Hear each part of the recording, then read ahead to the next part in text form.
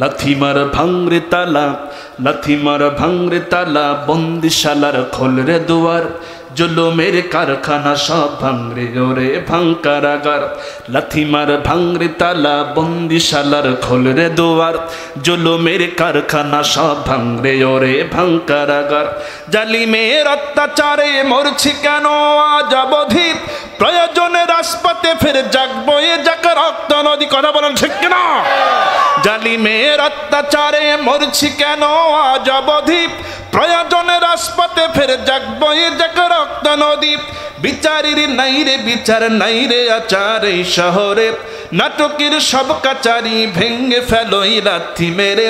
জালিমের বদ্ধ ঘরে, জালিমের বদ্ধ ঘরে থাকবে কত আর কত আর। লাথি মার ভাঙরে তালা, বন্দিশালার খোলরে দুয়ার, জুলুমের কারখানা সব ভাঙরে ওরে ভাঙ কারাগার। লাথি মার ভাঙরে তালা, বন্দিশালার খোলরে দুয়ার, জুলুমের কারখানা সব ভাঙরে ওরে ভাঙ কারাগার। শনিতের কনাই কনাই জ্বলছে অনল বদলা নেয়ার, অচিরেই দেখবে ওরে ঘটবে নিদান সব ক্ষমতার। কথা বলেন ঠিক কিনা?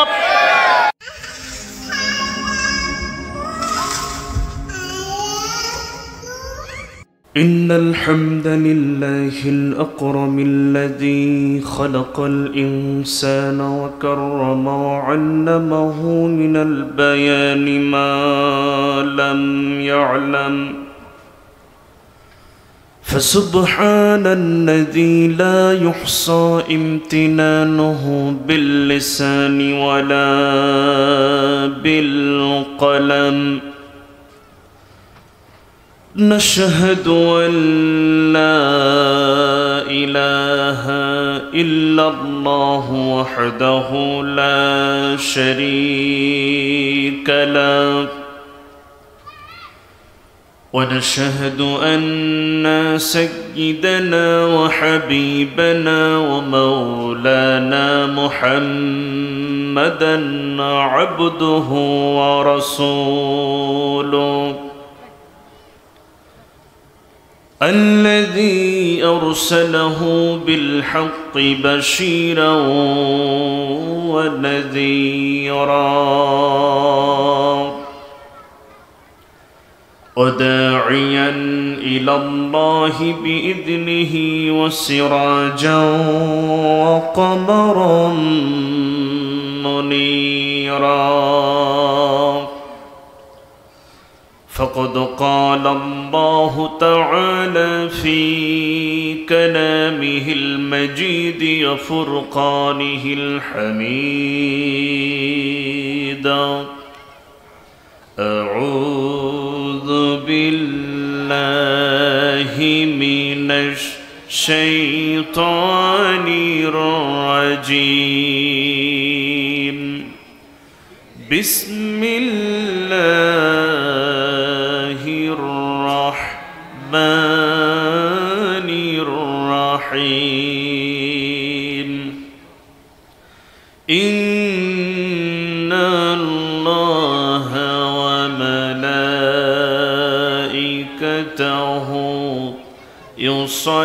يصلون على النبي يا أيها الذين آمنوا صلوا عليه وسلموا تسليما. اللهم صل على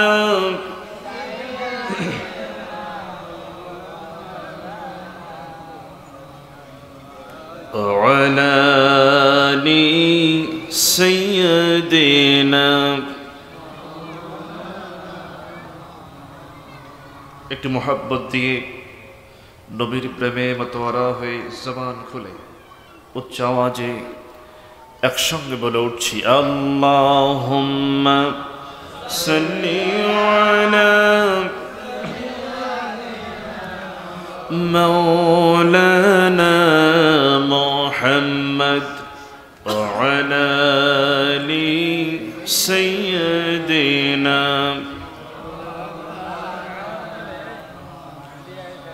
শিবে আবু তালিব সে এক কারাগার, কাটল সেথায় তোমার বহুদিন হলো পার। না খেয়ে না ঘুমে কত রাত কেঁদে কেঁদে দিন কায়েমের তরে, ধৈর্য ধরে ধরে হে রাসূল। এসে গেল বদর উহুদ খন্দক পরীক্ষা, জানমাল দিয়ে পাশ হলো সকল পরীক্ষা। অবশেষে হয়ে গেল দিন কায়েমের বিজয় তরিক। রাসূল আমার বলে দিলেন খায়রুল কুরুনি করনি। আল্লাহুম্মা সাল্লি আলা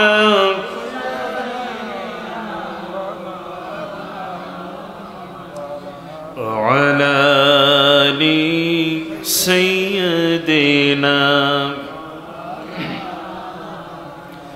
সবাই বলুন বালাগাল উলা বিকামালিহি কাশাফাদ দুজা বিজামালিহি حسنت جميع خصاله صلوا عليه।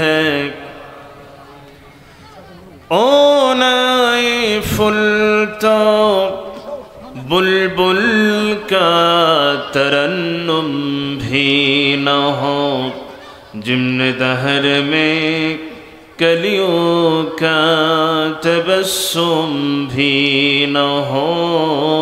बलागल उला बिकमालिही कशफद दुजा बिजमालिही हस्नत जमीअ खिसालिही सल्लु अलैहि।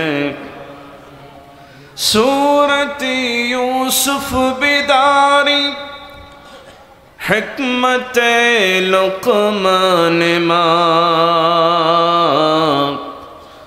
सूरत यूसुफ बिदारी हिकमत लुक़मान माँ।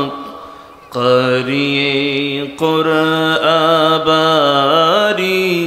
यह दिले सादमान माँ। बलागल उला बिकमालिही कशफत दुजा बिजमालिही हस्नत जमीअ खिसालिही सल्लु अलैहि। अल्लाहुम्मा आमीन। रब्बना ज़लमना अनफुसना व इन लम तग़फिर लना व तरहमना लनकूनन्ना मिनल खासिरिन।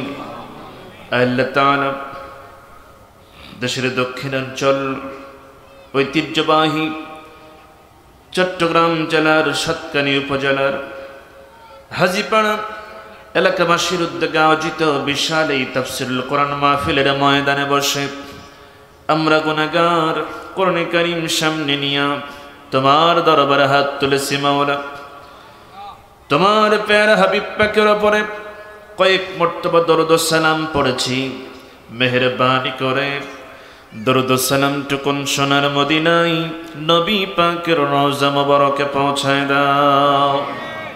तमाम বিশ্বের মাটির নিচে যত মুমিন মুমিনাত শুয়ে আছেন তাদের আরওয়ার পরে সব পৌঁছায় দাও। আল্লাহ তাআলা এই মাহফিলের আয়োজন যারা করেছেন আর শোনার জন্য যারা এসেছেন, কিয়ামতের দিন মুসিবতের সময় এই মাহফিল আমাদের সকলের জন্য নাজাতের ওসিলা বানায়া দিও ইয়া রব। करम तो अगर करे वो बातें जो बाखौफ जो दिल पर असर करे तक़ब्बल मिन्ना इन्नका अंतस समीउल अलीम वतुब अलैना इन्नका अंतत तव्वाबुर रहीम सुब्हान रब्बिका रब्बिल इज्जति अम्मा यसिफून व सलामुन अलल मुरसलीन अल्हम्दुलिल्लाहि रब्बिल आलामीन। ঐতিহ্যবাহী হাজীপাড়া এলাকাবাসীর উদ্যোগে আয়োজিত আজকের এই ঈদ পরবর্তী আয়োজন 13তম বার্ষিকী তাফসীরুল কুরআন মাহফিল 2024 মহতী আয়োজনের সম্মানিত সুযোগ্য শ্রদ্ধাভাজন সভাপতি জনাব আলহাজ আহমদ কবির সওদাগর, বিশিষ্ট ব্যবসায়ী হাজীপাড়া, দোয়া করছি আল্লাহ পাক তার হায়াত এবং রিজকের মধ্যে বরকত দান করুন, বলছি আমিন। আজকের মাহফিলের আরো যারা অতিথি আছেন, বিশেষ করে আজকের মাহফিলের প্রধান অতিথি জনাব মাওলানা মাহমুদুল হক, সাবেক চেয়ারম্যান 16 নং সাতখানিয়া সদর ইউনিয়ন পরিষদ, প্রধান মেহমান জনাব সেলিম উদ্দিন, চেয়ারম্যান 16 নং সাতখানিয়া সদর ইউনিয়ন পরিষদ, আমার পূর্বে যারা কথা বলেছেন আমন্ত্রিত উলামায়ে কেরাম, ফদল আযম জনাব হাফিজ মাওলানা জিল্লুর রহমান, জনাব মাওলানা আইয়ুব আলী আনসারী সহ জনাব আলহাজ আনোয়ার হোসেন সওদাগর, জনাব নাসির উদ্দিন সওদাগর সহ আমন্ত্রিত মেহমান বৃন্দ অনেকে আছেন। বিশেষ করে যার কথা না বললেই নয়, মহতারাম জসিম ভাই, যিনি বেশ কয়েক মাস যাবৎ সার্বক্ষণিক আমার সঙ্গে যোগাযোগ রক্ষা করে চলছেন, সে জসিম ভাই সহ এলাকার যুবক ভাইরা যারা আছেন, অনেকে দূর দূরান্তে থাকেন, ঈদকে কেন্দ্র করে তারা হয়তো নিজ বাসভবনে অবস্থান করছেন, এরকম যারা আছেন তারা সহ মঞ্চে উপবিষ্ট সকল উলামায়ে কেরাম, আমন্ত্রিত অতিথিবৃন্দ, আমার সামনে উপস্থিত অত্র অঞ্চলের কাছে ও দূরের আমার অত্যন্ত হৃদয় তাওহীদের পতাকাবাহী, কালেমার ঝান্ডাবাহী, দিন ইসলামের নরসারদুল প্রিয় দিনী মুজাহিদ ভাইরা, পর্দায় আছেন এলাকার সম্মানিত মা ও বোনেরা, আলোচনার সূচনায় আনুষ্ঠানিকতার মধ্য দিয়ে আমি আবার আমার পক্ষ থেকে ভক্তিপূর্ণ সালাম পেশ করছি। আসসালামু আলাইকুম ওয়া রাহমাতুল্লাহি ওয়া বারাকাতুহু। আমি একটু জানতে চাচ্ছি সকলে কেমন আছেন? ভালো রাখার মালিক কে? মন্দ রাখার মালিক? সকল অবস্থায় বান্দা শুকরিয়া আদায় করবে কার? আসুন আগে ওই আল্লাহর শুকরিয়া আদায় করে নেই, যে মহান তাবারক আমাকে আপনাকে সারাদিনের কর্মব্যস্ততাকে পাড়ি দিয়ে যে সময় ক্লান্ত শ্রান্ত এই শরীরটাকে বিশ্রাম দেওয়ার জন্য আমরা আরামের বিছানায় যেতাম, ঠিক সেই মুহূর্তে আরামের বিছানাকে মাইনাস করে, হারাম করে, শুধুমাত্র কোরআনের আকর্ষণে, কিসের আকর্ষণে? কোরআনের আকর্ষণে, নিজেদের জীবনের গুনাহ মাফের আশায় জান্নাতের এই বাগানে আসার বসার সুযোগ যে মহান তাবারক ওয়া তাআলা করলেন, ওই আল্লাহর জন্য শুকরিয়া তান পড়ছি আলহামদুলিল্লাহ। আরো একবার বলছি আলহামদুলিল্লাহ। বলছি রব্বানা লাকাল হামদ হামদান কাসীরান তাইয়িবান মুবারাকান ফীহি ইয়া রাব্বি লাকাল হামদু কামা ইয়ানবাগি লিজালালি ওয়াজহিকা আযীম সুলতানিক।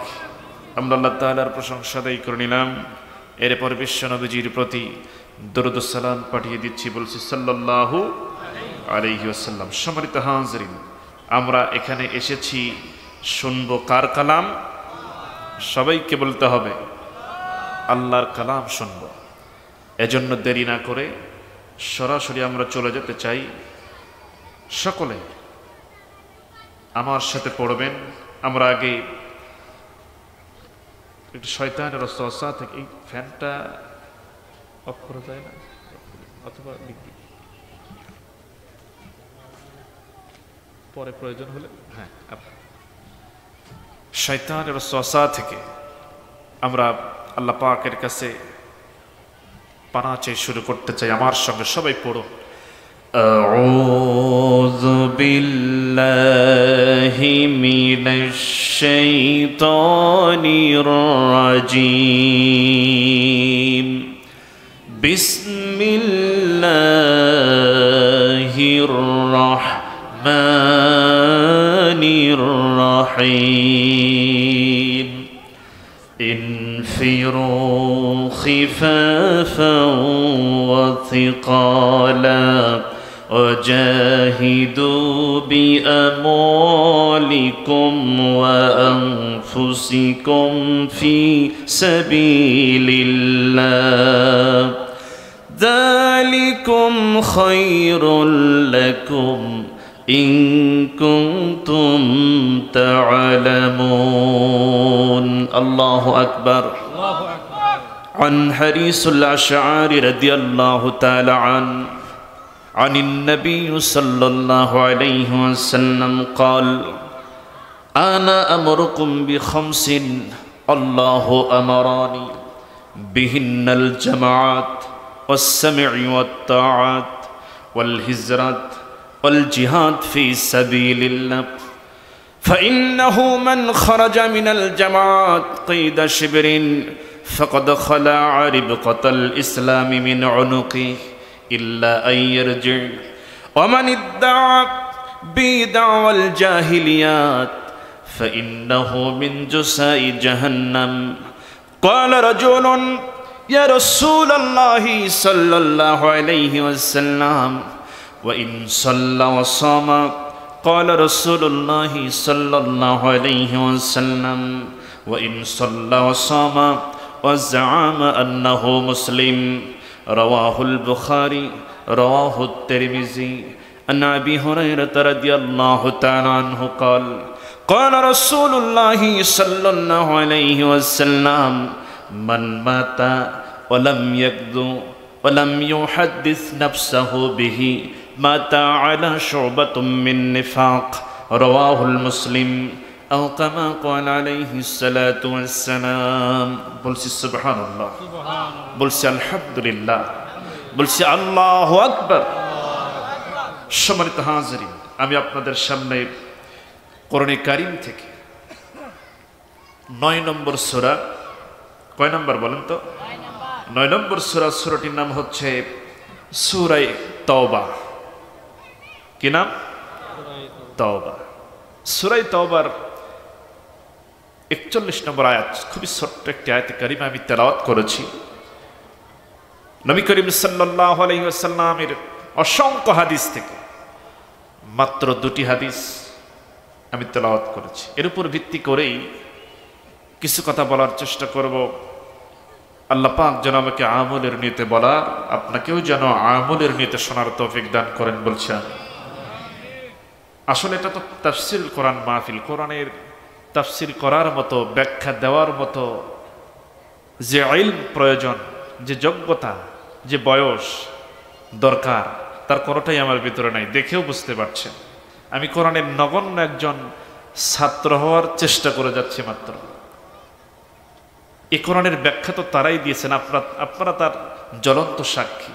এ কোরআনের ব্যাখ্যা তো তারাই দিয়েছেন, তাফসীর তো তারাই করেছেন, যারা তাদের সুললিত কণ্ঠে, সুমধুর কণ্ঠে আসমানি কিতাবের এই বাণীগুলো মানুষের সামনে উপস্থাপন করেছেন এবং তাদের সেই সুমধুর কণ্ঠে আল্লাহর কালাম শুনে একজন নয়, দুইজন নয়, অসংখ্য অগণিত অমুসলিম ভাই বোনেরা নিজেদের বাপদাদার ধর্মকে পরিত্যাগ করে ইসলামের সুশীতল ছায়াতল আশ্রয় গ্রহণ করেছে।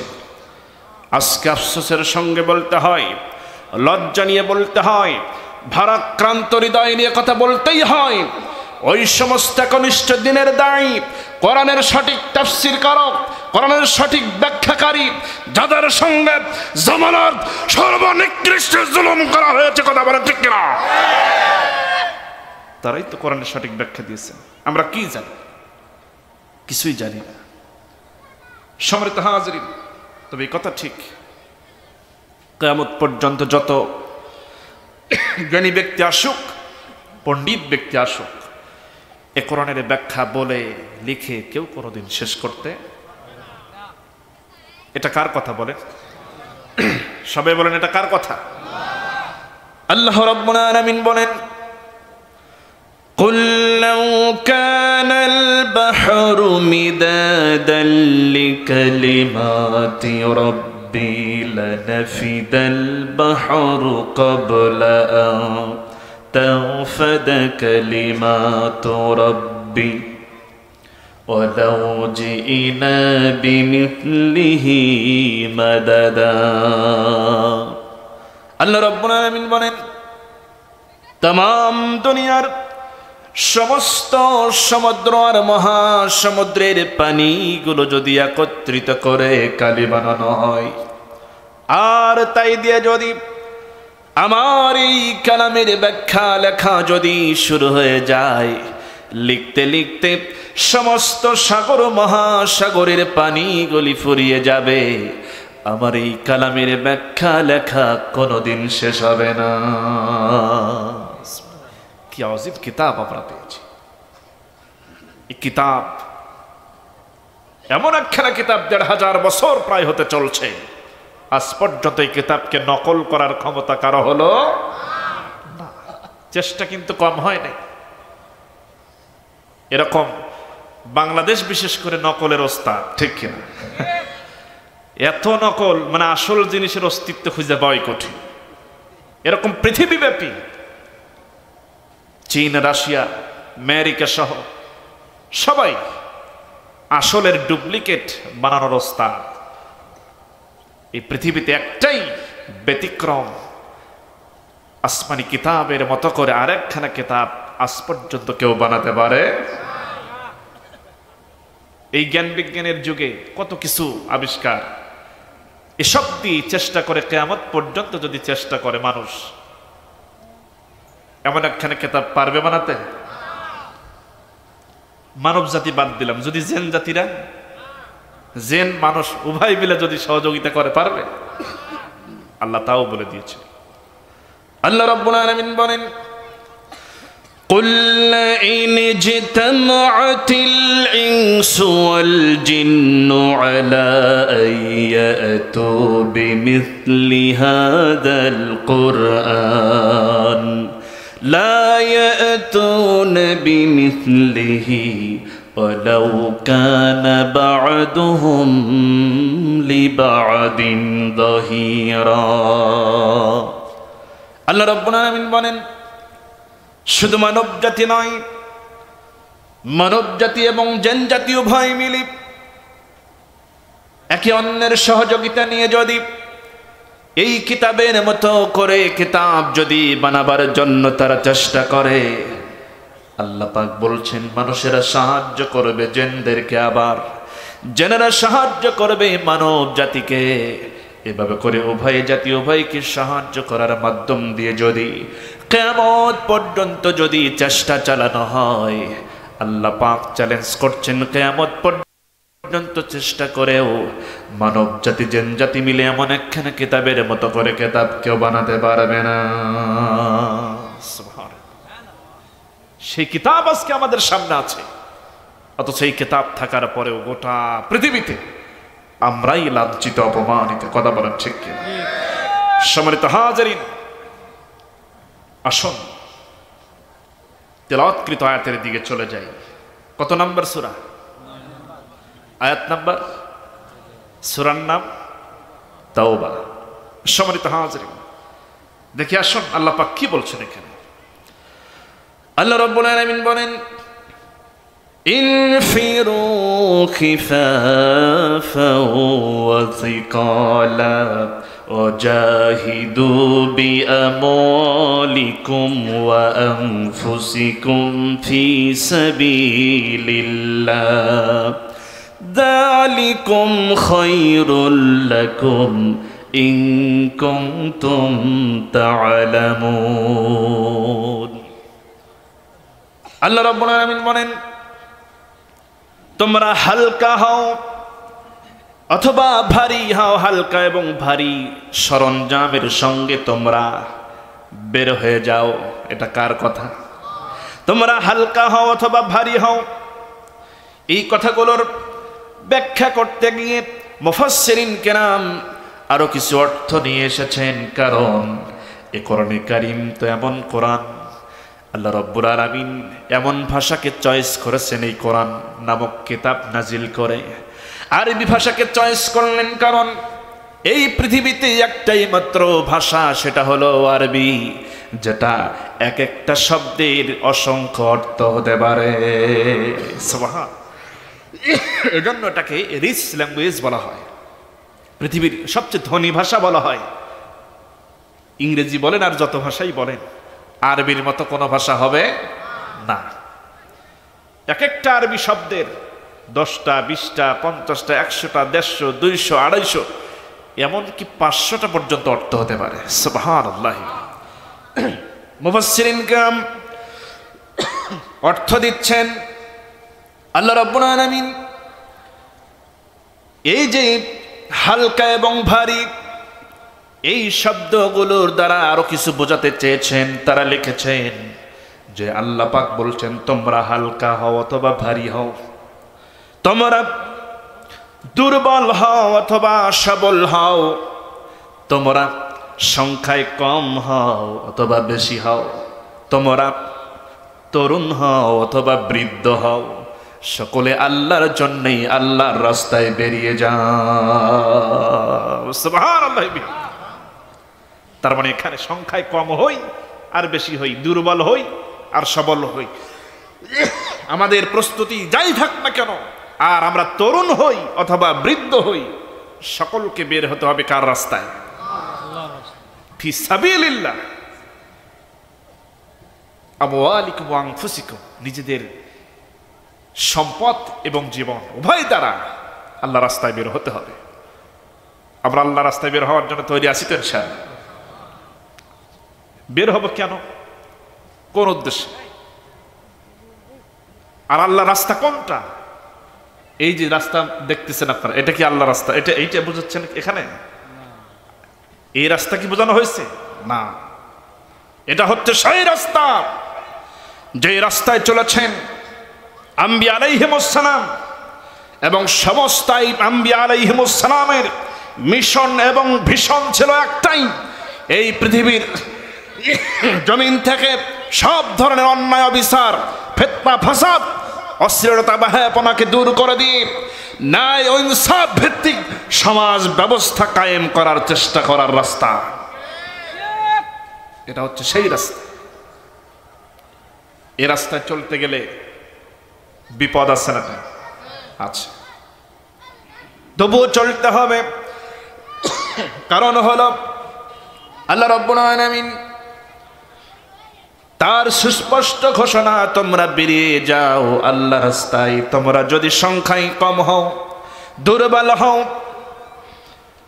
তোমরা যদি তরুণ হও, বৃদ্ধ হও, যে অবস্থায় হও না কেন, তোমরা বের হয়ে যাও। যদি তোমরা ময়দানে মজবুত ঈমান নিয়ে দাঁড়িয়ে যেতে পারো, আল্লাহ পাক বলছেন আমি রব্বুল আলামিন তোমাদের জন্য সাহায্যকারী হয়ে যাব। সুবহানাল্লাহ। আল্লাহ পাক সাহায্য করবেন। এবার আসেন, সূরার নাম হচ্ছে সূরা তওবা। তওবা নামটা কেন নামকরণ করা হলো, সূরার নাম কেন তওবা হলো, এই বিষয়ে আমাদের একটু জানার প্রয়োজন আছে না? আছে। প্রত্যেকটি সূরার নামকরণ করার একটা ঘটনা আছে। এই সূরার নাম তওবা আল্লাহ কেন দিলেন? কোরআনে কারিমের সূরার সংখ্যা কতগুলো আমাদের জানা আছে না? নাই? 114টি। এই যে সূরাগুলোর নাম আল্লাহ দিলেন, খেয়াল করুন এই কোরআনে কারীমের ভিতরে বিভিন্ন নামে আল্লাহ পাক সূরা দিয়েছেন। এই কোরআনে প্রাণীর নামে সূরা আছে, কীটপতঙ্গের নামে সূরা আছে, আবার রাজত্বের নামেও সূরা আছে না নাই? আছে। লোহার নামে সূরা আছে, আর অনেক নামে সূরা দিয়েছেন আল্লাহ রাব্বুল আলামিন। প্রথম দিকে যদি আমরা একটু নজর করি, সূরা ফাতিহার পরেই যেই সূরাটি আল্লাহ পাক দিয়েছেন, সূরাটির নাম হলো সূরাতুল বাকারা। বলেন তো বাকারা মানে কি? গাব মানে একটা প্রাণীর নামে সূরা। এরপর আল্লাহ রাব্বুল আলামিন এই কোরআনে কারীমের ভিতরে ছোট্ট একটা কীট পতঙ্গ যার নাম হলো পিঁপড়া, পিঁপড়ার নামেও সূরা দিয়েছেন, সূরায়ে নমল। আছে না নাই? আছে। মাকড়সার নামে সূরা দিয়েছেন, সূরায়ে আনকাবুত। মৌমাছির নামেও সূরা দিয়েছেন, সূরায়ে নাহাল। আবার এই কোরআনে কারীমে আল্লাহ রাব্বুল আলামিন মুমিনদেরকে চেনার জন্য সূরায়ে মুমিনুন নামে সূরা দিয়েছেন। কথা বলেন ঠিক কিনা? আবার কাফেরদেরকে চেনার জন্য আল্লাহ রাব্বুল আলামিন সূরায়ে কাফিরুন নামেও সূরা দিয়েছেন। কথা বলেন ঠিক কিনা? আবার মুনাফিকদেরকে চেনার জন্য সূরায়ে মুনাফিকুন নামেও সূরা দিয়েছেন, যাতে করে বান্দা এই সূরাগুলোর নামগুলোই দেখে আন্দাজ করে নিতে পারে যে এর ভিতরে কি আছে। আসলেই তো তাই। বান্দার সামনে যখন আসবে দেখবে যে সূরার নাম সূরায়ে মুমিনুন, সহজেই বান্দার মনের ভিতরে এই কথা জাগ্রত হবে, অবশ্যই মুমিনদের ব্যাপারে এর ভিতরে কিছু বলা আছে। যখন দেখবে যে সূরার নাম সূরায়ে কাফিরুন, বান্দার মধ্যে এ চিন্তা অবশ্যই আসবে যে অবশ্যই সূরার নাম যেহেতু কাফেরুন, তো কাফেরদের ব্যাপারে অবশ্যই কিছু না কিছু। যখন দেখবে যে সূরার নামই সূরায়ে মুনাফিকুন, বান্দা খুব সহজেই ধারণা করতে পারবে যে মুনাফিকুন যদি সূরার নাম হয় তো অবশ্যই এর ভিতরে মুনাফিকদের ব্যাপারে কিছু বলা আছে। কথা বলেন ঠিক কিনা? আমার ভাইরা, এগুলো হলো সূরার নাম আল্লাহ দিয়েছেন। ঠিক তেমনি ভাবে তওবা নামটাও নামকরণ করেছেন আল্লাহ রাব্বুল আলামিন। এই তওবার নামকরণটা কেন হলো, এর একটা ঘটনা আছে। ঘটনাটা হলো তাবুক যুদ্ধকে কেন্দ্র করে। কোন যুদ্ধ বলে? তাবুক যুদ্ধ। ইতিহাসে এই তাবুক অভিযান, তাবুক যুদ্ধের জন্য আল্লাহ রাব্বুল আলামিন অর্ডার করলেন, ইয়া রাসূলুল্লাহি, প্রস্তুতি নিয়ে নেন, সাহাবীদের সঙ্গে আপনি পরামর্শ করেন, তাদের ঘোষণা দিয়ে দেন, আমি আল্লাহর পক্ষ থেকে সিদ্ধান্ত হয়ে গেছে রোমানদের বিরুদ্ধে লড়াই করার জন্য আপনাকে রওনা করতে হবে। তাবুকের দিকে রওনা করতে হবে রোমানদের বিরুদ্ধে লড়াই করার জন্য। আর ইয়া রাসূলুল্লাহি, আপনি কথাও জানিয়ে দেবেন এই যুদ্ধে যাওয়ার ব্যাপারে কেউ যেন বাদ না থাকে। সুবহানাল্লাহ, কেউ যেন বাদ না থাকে, তরুণ হোক আর বৃদ্ধ হোক, কেউ যেন বাদ না থাকে। মুনাফিকদের কথা তো ভিন্ন, ওরা তো যুদ্ধ দেখলে পালায়, ভয় করে। সম্মানিত হাজিরিন, এটা হচ্ছে আল্লাহর সিদ্ধান্ত। আল্লাহ রাব্বুল আলামিন আরো জানিয়ে দিলেন, ইয়া রাসূলুল্লাহি, সর্বোচ্চ ত্যাগ এবং কোরবানির নজরানা আমি দেখতে চাই। আপনার তৈরি করা দ্বীনের মুজাহিদদের পক্ষ থেকে আমি সর্বোচ্চ মানের কোরবানি ত্যাগ আমি এবার দেখতে চাই তাবুকের ব্যাপারে। নবীজি বুঝতে পারলেন, সাহাবায়ে কেরামদের সামনে নিয়ে আমার নবীজি ঘোষণা দিয়ে দিলেন, আল্লাহর সিদ্ধান্ত জানিয়ে দিলেন, রোমানদের সঙ্গে লড়াই করার জন্য প্রস্তুতি নিয়ে রওনা করতে হবে। লক্ষ লক্ষ রোমান সৈন্য, অতএব তোমরা কে আছো সর্বোচ্চ ত্যাগ এবং কোরবানির মানসিকতা, মানে মাল এবং জানের কোরবানি তোমরা সর্বোচ্চ মানের দিতে হবে, দিবে। কারা হচ্ছে এমন, তাবুক যুদ্ধের জন্য তোমরা একটু দান করো, আমার সামনে জমা দাও। আপনারা জানেন ইতিহাসে এই তাবুকের যুদ্ধের জন্য যত দান নবীজির সামনে জমা হয়েছে, এত দান অন্য কোন যুদ্ধের ব্যাপারে জমা হয় নাই। সুবহানাল্লাহ। কেউ সম্পদের অর্ধেক, কেউ বা সব সম্পদ দিয়েছে, ঠিক কিনা বলেন? এগুলো আমাদের জানা, ওটা বলা উদ্দেশ্য নয়। তাদের ত্যাগ এবং কোরবানিটা কেমন ছিল দেখেন। কারণ হলো আল্লাহ রাব্বুল আলামিন তিনি তো চান ত্যাগ এবং কোরবানি এবং মজবুত ঈমান তিনি চান, বিনিময়ে আল্লাহ রাব্বুল আলামিন বিজয় দেওয়ার দায়িত্ব গ্রহণ করেছেন। সুবহানাল্লাহ বলেন। এবার দেখেন, দেখা গেল সাহাবাই কেরাম যেমন সম্পদ দিলেন তেমন তারা প্রস্তুতিও নিলেন যে আমরা রাজি আপনার সাথে যাওয়ার জন্য। আমার নবীজি দেরি করলেন না, তাবুক অভিযানে রওনা করলেন। নবীজির সঙ্গে একজন নয়, দুইজন নয়, 1000 নয়, 2000 নয়, 30,000 মুসলমান রওনা হয়ে যায়। সুবহানাল্লাহ। এই যুদ্ধে যাওয়ার ব্যাপারে আল্লাহর সিদ্ধান্ত ছিল কেউ যেন বাদ না পড়ে। কিন্তু ঘটনাক্রমে আমার নবীজির একেবারে খুব কাছের 3 জন সাহাবী বাদ পড়ে যায়। কয়জন? খুব কাছের, যাদেরকে মানে বাদ পড়বে এরকম সম্ভাবনা নাই। তাদের নামগুলো পরে আসতেছে। কেন তওবা নাম কেন হলো আস্তে আস্তে চলে আসবে। এবার আসেন, সবাইকে নিয়ে আমার নবীজি রওনা করলেন। তাবুক অভিযানে আমার নবীজি যখন হাজির হয়েছেন, আল্লাহ পাক তিনি তো খুশি হয়ে গেছেন, কারণ এত সম্পদের কোরবানি দিয়েছে আর তাদের মজবুত ঈমান নিয়ে তারা দাঁড়িয়ে গেছে। ওইদিকে লক্ষ লক্ষ রোমান সৈন্য তারাও প্রস্তুতি নিয়ে এসেছে, হাজার হাজার তাদের তাবু। কিন্তু আল্লাহ রাব্বুল আলামিন দেখলেন আমার দ্বীনের পথের মুজাহিদেরা তারা অর্থের কোরবানি, মালের কোরবানি এবং জানকে কোরবান করার জন্য ময়দানে হাজির। আল্লাহ পাক বললেন, বান্দারে, ও আমার দ্বীনের পথের মুজাহিদেরা, তোমরা যখন এরকম প্রস্তুতি নিয়ে আমার জন্য আমার দ্বীনের ময়দানে হাজির হয়েছ, আজকে যাও, কোনো যুদ্ধ করা লাগবে না, বিনা যুদ্ধে আমি এই তাবুকে তোমাদের বিজয় দান করে দেব। সুবহানাল্লাহি বিহামদিহি।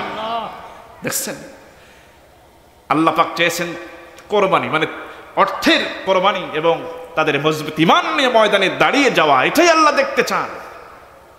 সামান্য 30,000 অনেক লক্ষ লক্ষ। আল্লাহ পাক বললেন, আমি আমার ভালো লাগছে, অতএব যুদ্ধ করা লাগবে না, এবার আমি আল্লাহ বিনা যুদ্ধেই বিজয় দিয়ে দেব। সুবহানাল্লাহ। তার মানে মজবুত ঈমান নিয়ে যদি আমরা দাঁড়িয়ে যেতে পারি, আমাদের সংখ্যা কেমন এটা দেখার দরকার নাই। আল্লাহ রাব্বুল আলামিন এই মজবুত ঈমানের কারণে যদি একাও হয়ে যায়, আল্লাহ পাক বিজয় দান করে দিবে।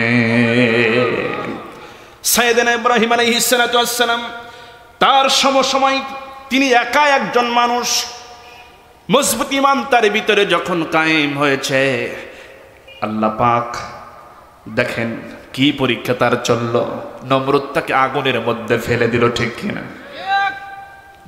নমরুদ যখন আগুনের মধ্যে ফেলে দেয়, আমার এই পয়গম্বর খলিল তার সাহায্যকারী একমাত্র কে বলেন? আল্লাহ পাক শুধু এই মজবুত ঈমানের কারণে তার পয়গম্বর তার খলিলকে উদ্ধার করার জন্য কত কি পদক্ষেপ নিলেন। আগুনকে তার জন্য কিসের বাগান বানালেন? কিসের বাগান? আহারে, এই ঘটনা বলতে গিয়ে আমাদের কোরআনের মুফাসসির কত সুন্দর করে কবির ভাষায় বলতেন। তার কথাগুলো, তার কণ্ঠস্বর এখনো একেবারে চোখের সামনে ভাসে, হৃদয়ের মধ্যে তার বলা কোরআনের সুরগুলো এখনো বাজে কানে।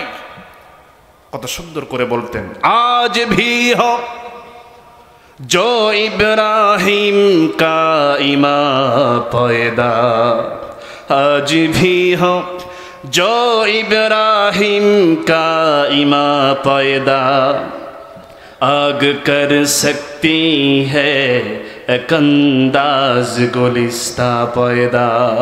अल्लाहु अकबर। आज যদি ইব্রাহিমের মতো ঈমান যদি তোমার আমার ভিতরে কায়েম হয়ে যায়, আজও ওই রকম করে তোমাকে আমাকে যদি আগুনের মধ্যে ফেলে দেওয়া হয়, আজও ইব্রাহিমের মতো মজবুত ঈমান যদি তোমার আমার ভিতরে থাকে, আজও আল্লাহ রাব্বুল আলামিন তোমার আমার জন্য আগুনকে ফুলের বাগান বানায় দিতে পারে। সুবহানাল্লাহ। শর্ত হলো মজবুত ঈমান। কি ঈমান? কিন্তু আজকে গোটা পৃথিবীতে মুসলমানদের ঈমান এতটাই দুর্বল হয়েছে, ইহুদি খ্রিস্টানেরা আমাদের উপরে নির্যাতন করার সাহস পাচ্ছে এই কারণে। কথা বলেন ঠিক কিনা? মুসলমানদের ঈমান, মুসলমানদের আওয়াজ একেবারে এমন পর্যায়ে চলে গেছে। সম্মানিত হাজরি, মজবুত ঈমান আমাদের ভিতরে থাকতে হবে। একটু পরীক্ষা হয়ে যাক। লিল্লাহে তাকবীর। দেখেন কেউ মানে আওয়াজই দেয় নেই, মুখ খোলেই নেই। আল্লাহর নামের স্লোগান শোনা মাত্রই, এই উচ্চারণ শোনা মাত্রই পাল্টা উচ্চারণ আপনাকে করতে হবে, এটা ফরজ হয়ে যায় আপনার উপরে। ইয়া আইয়ুহাল মুদ্দাসসির কুম ফাআনযির রাব্বাকা ফাকাব্বির, নবীজিকে বলছেন এই শ্রেষ্ঠত্ব ঘোষণার ব্যাপারে। মুসলমানদের ইতিহাস সাক্ষী কোনোদিনই সংখ্যা বেশি ছিল না, কোনোদিনই অস্ত্র শস্ত্র বেশি ছিল না, সবসময় তারা কম, দুর্বল, কিন্তু তাদের একটাই মাত্র আওয়াজ ছিল যেটা ছিল সবল। যখন সাহাবায়ে কেরাম যুদ্ধের ময়দানে ঝাঁপিয়ে পড়তেন, নারায়ে তাকবীর আল্লাহু আকবার হুঙ্কার যখন দিতেন, কাফের বেঈমানদের হাত থেকে তরবারিগুলো ঝন ঝন করে মাটিতে পড়ে যেত। বলেন আল্লাহু আকবার। এটাই হচ্ছে মুসলমানদের এক নম্বর অস্ত্র। অথচ সেই আওয়াজের মধ্যে আজকে জঙ্গিবাদের গন্ধ খোঁজা হয়। কথা বলেন ঠিক না? এই বাংলার জমি মুসলমানের সন্তান হয়েও নাম পরিচয় মুসলমান, অথচ আল্লাহর নামের এই আওয়াজের মধ্যে তারা জঙ্গিবাদের গন্ধ খোঁজে। আমার তো ধারণা হয় এদের মানে পরিচয় যদি একের পর এক নিতে যাওয়া, পূর্বপুরুষ পর্যন্ত যাওয়া হয়, দেখা যাবে যে এরা সরাসরি আবু জাহেলের সাথে যোগাযোগ আছে। তাছাড়া আল্লাহর নামের স্লোগানের মধ্যে সব চিন্তা আসে কি করে? এজন্য বললাম মুসলমানদের ঈমানকে মজবুত করার জন্য আল্লাহর নামের আওয়াজকে বুলন্দ করতে হবে।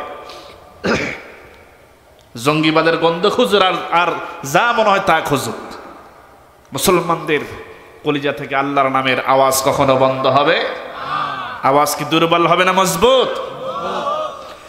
যদি তোমাদের হিংসার আগুনে জ্বলে পড়ে হই ছাই, যদি তোমাদের আক্রোশ ঝরে চুরমার হয়ে যায়, যদি তোমাদের পথের কাটা মনে করো আমাদের, ষড়যন্ত্রের জাল বনে নাও প্রস্তুতি যুদ্ধের, যদি আমাদের ফাঁদে আটকাতে খোঁজো নানান উপায়, যদি আমাদের ফাঁদে আটকাতে খোঁজো নানান উপায়, সোজা পথে হেরে বাঁকা পথে নাও চাতুরীর আশ্রয়, যদি পৃথিবীর প্রতিটি কণায় গড়ে তোলো কারাগার, যদি আমাদের সব রসদের বন্ধ করো দ্বার, যদি পৃথিবীর প্রতিটি কণায় গড়ে তোলো কারাগার, যদি আমাদের সব রসদের বন্ধ করো দ্বার, যদি বুলেটের আঘাতে বসতি কেঁপে ওঠে থর থর, তবু স্লোগানে একটাই ধ্বনি তুলব বারে বার, নারায়ে তাকবীর আল্লাহু আকবার, নারায়ে তাকবীর আল্লাহু আকবার, নারায়ে তাকবীর আল্লাহু আকবার, নারায়ে তাকবীর। গুম হয়ে গেছে ভাই তবু পথ চেয়ে থাকি বসে, শহীদ আবরার হয়ে সে যদি ফিরে আসে, পিতামাতা হারিয়ে অবুঝ শিশুকে দেখায়, বিচার করো গো প্রভু আমি নালিশ দিয়ে যাই। ঠিক কিনা বলেন? কত ভাই আজ গুম হয়েছে, আজও পর্যন্ত কোনো খবর নাই। এই চট্টগ্রামের মানুষ এর মধ্যে আছে না নাই? কত মানুষকে শহীদ করা হয়েছে এই চট্টগ্রামেই। আবরার ফাহাদকে শহীদ করা হয়েছে। কথা বলেন ঠিক কিনা? গুম হয়ে গেছে ভাই তবু পথ চেয়ে থাকি বসে, শহীদ আবরার হয়ে সে যদি ফিরে আসে, পিতামাতা হারিয়ে অবুঝ শিশুকে দেখায়, বিচার করো গো প্রভু আমি নালিশ দিয়ে যাই। নরপিতা সীমারের দল জানো নাই খবর, আমরা তো সেই উত্তর সুরি বেলাল সুমায়ার। নরপিতা সীমারের দল জানো নাই খবর, আমরা তো সেই উত্তর সুরি বেলাল সুমায়ার। মুমিনের কাছে ঈমানের চেয়ে দামি নেই কিছু আর, শত আঘাতেও তাকবীর ধ্বনি তুলব বারে বার, নারায়ে তাকবীর আল্লাহু আকবার, নারায়ে তাকবীর আল্লাহু আকবার, নারায়ে তাকবীর, আল্লাহু আকবার, নারায়ে তাকবীর। মেরেছ অনেক, সয়েছি ব্যথা, ঝরেছে রক্ত কত, তবু জিহাদের ডাক আসে যদি না শুকাতেই ক্ষত। ঘরে বসে কেউ রইব না কৌঠুনকো অজুহাতে, যাব রাজপথ জীবন বিলাতে আলী হামজার মতো। কথা বলেন ঠিক কিনা? মেরেছ অনেক, সয়েছি ব্যথা, ঝরেছে রক্ত কত, তবু জিহাদের ডাক আসে যদি না শুকাতেই ক্ষত। ঘরে বসে কেউ রইব না কঠুনকো অজুহাতে, যাব রাজপথে জীবন বিলাতে আলী হামজার মতো। মুসলমানের প্রতিটি ঘরে জেগে আছে তিতুমির, প্রয়োজনে ফেরে বাঁশের কেল্লা গড়বে নবীন বীর। মুসলমানের প্রতিটি ঘরে জেগে আছে তিতুমির, প্রয়োজনে ফেরে বাঁশের কেল্লা গড়বে নবীন বীর। ভুলে যাব দলকে কোন মতের একজনই রাহবার, একটাই সেই স্লোগান হবে আল্লাহু আকবার, নারায়ে তাকবীর, আল্লাহু আকবার, নারায়ে তাকবীর, আল্লাহু আকবার, নারায়ে তাকবীর, আল্লাহু আকবার, নারায়ে তাকবীর, আল্লাহু আকবার,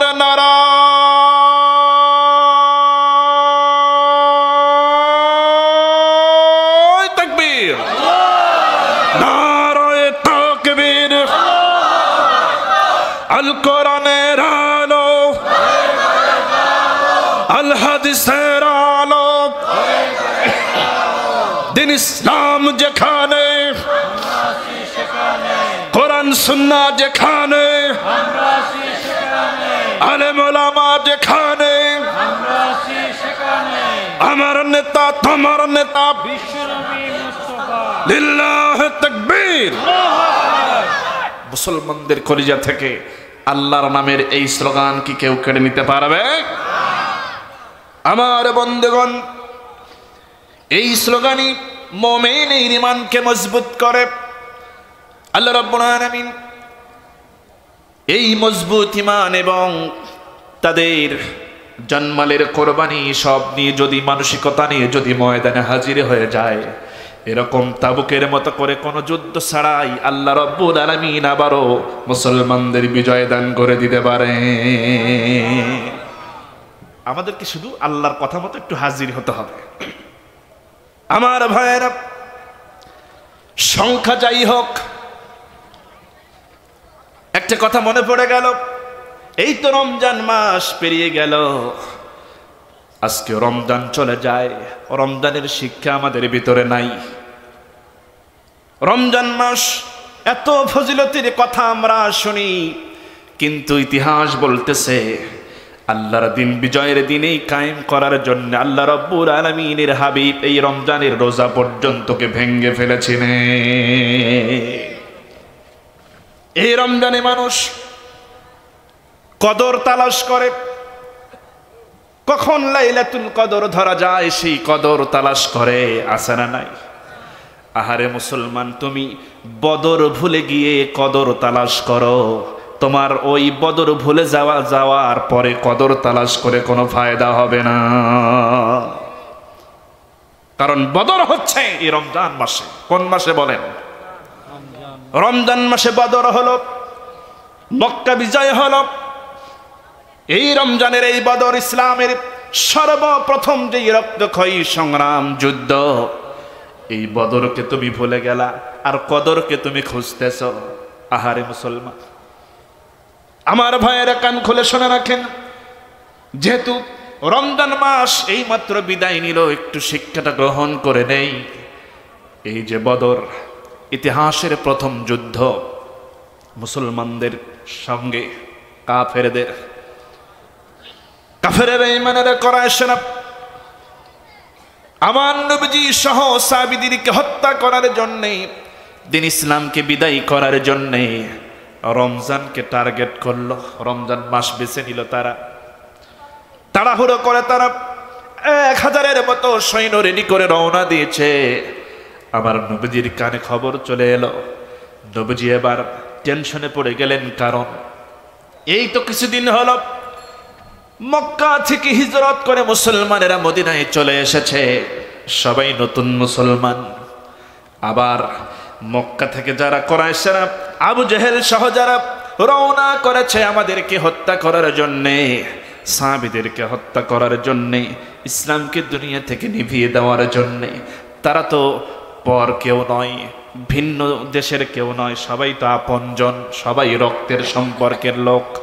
খেয়াল করেন, সবাই কোরাই আমার বংশের, নবীজি বলছেন সবাই তো প্রায় আমার বংশের মধ্যে বেশি কোরাইশ বংশের, অনেকের আত্মীয় রক্তের সম্পর্কের। এই যুদ্ধে আমি নতুন নতুন ইমানদারদেরকে কেমন করে আমি উদ্বুদ্ধ করব, এই টেনশন নবীজির ভিতরে কাজ করতেছে।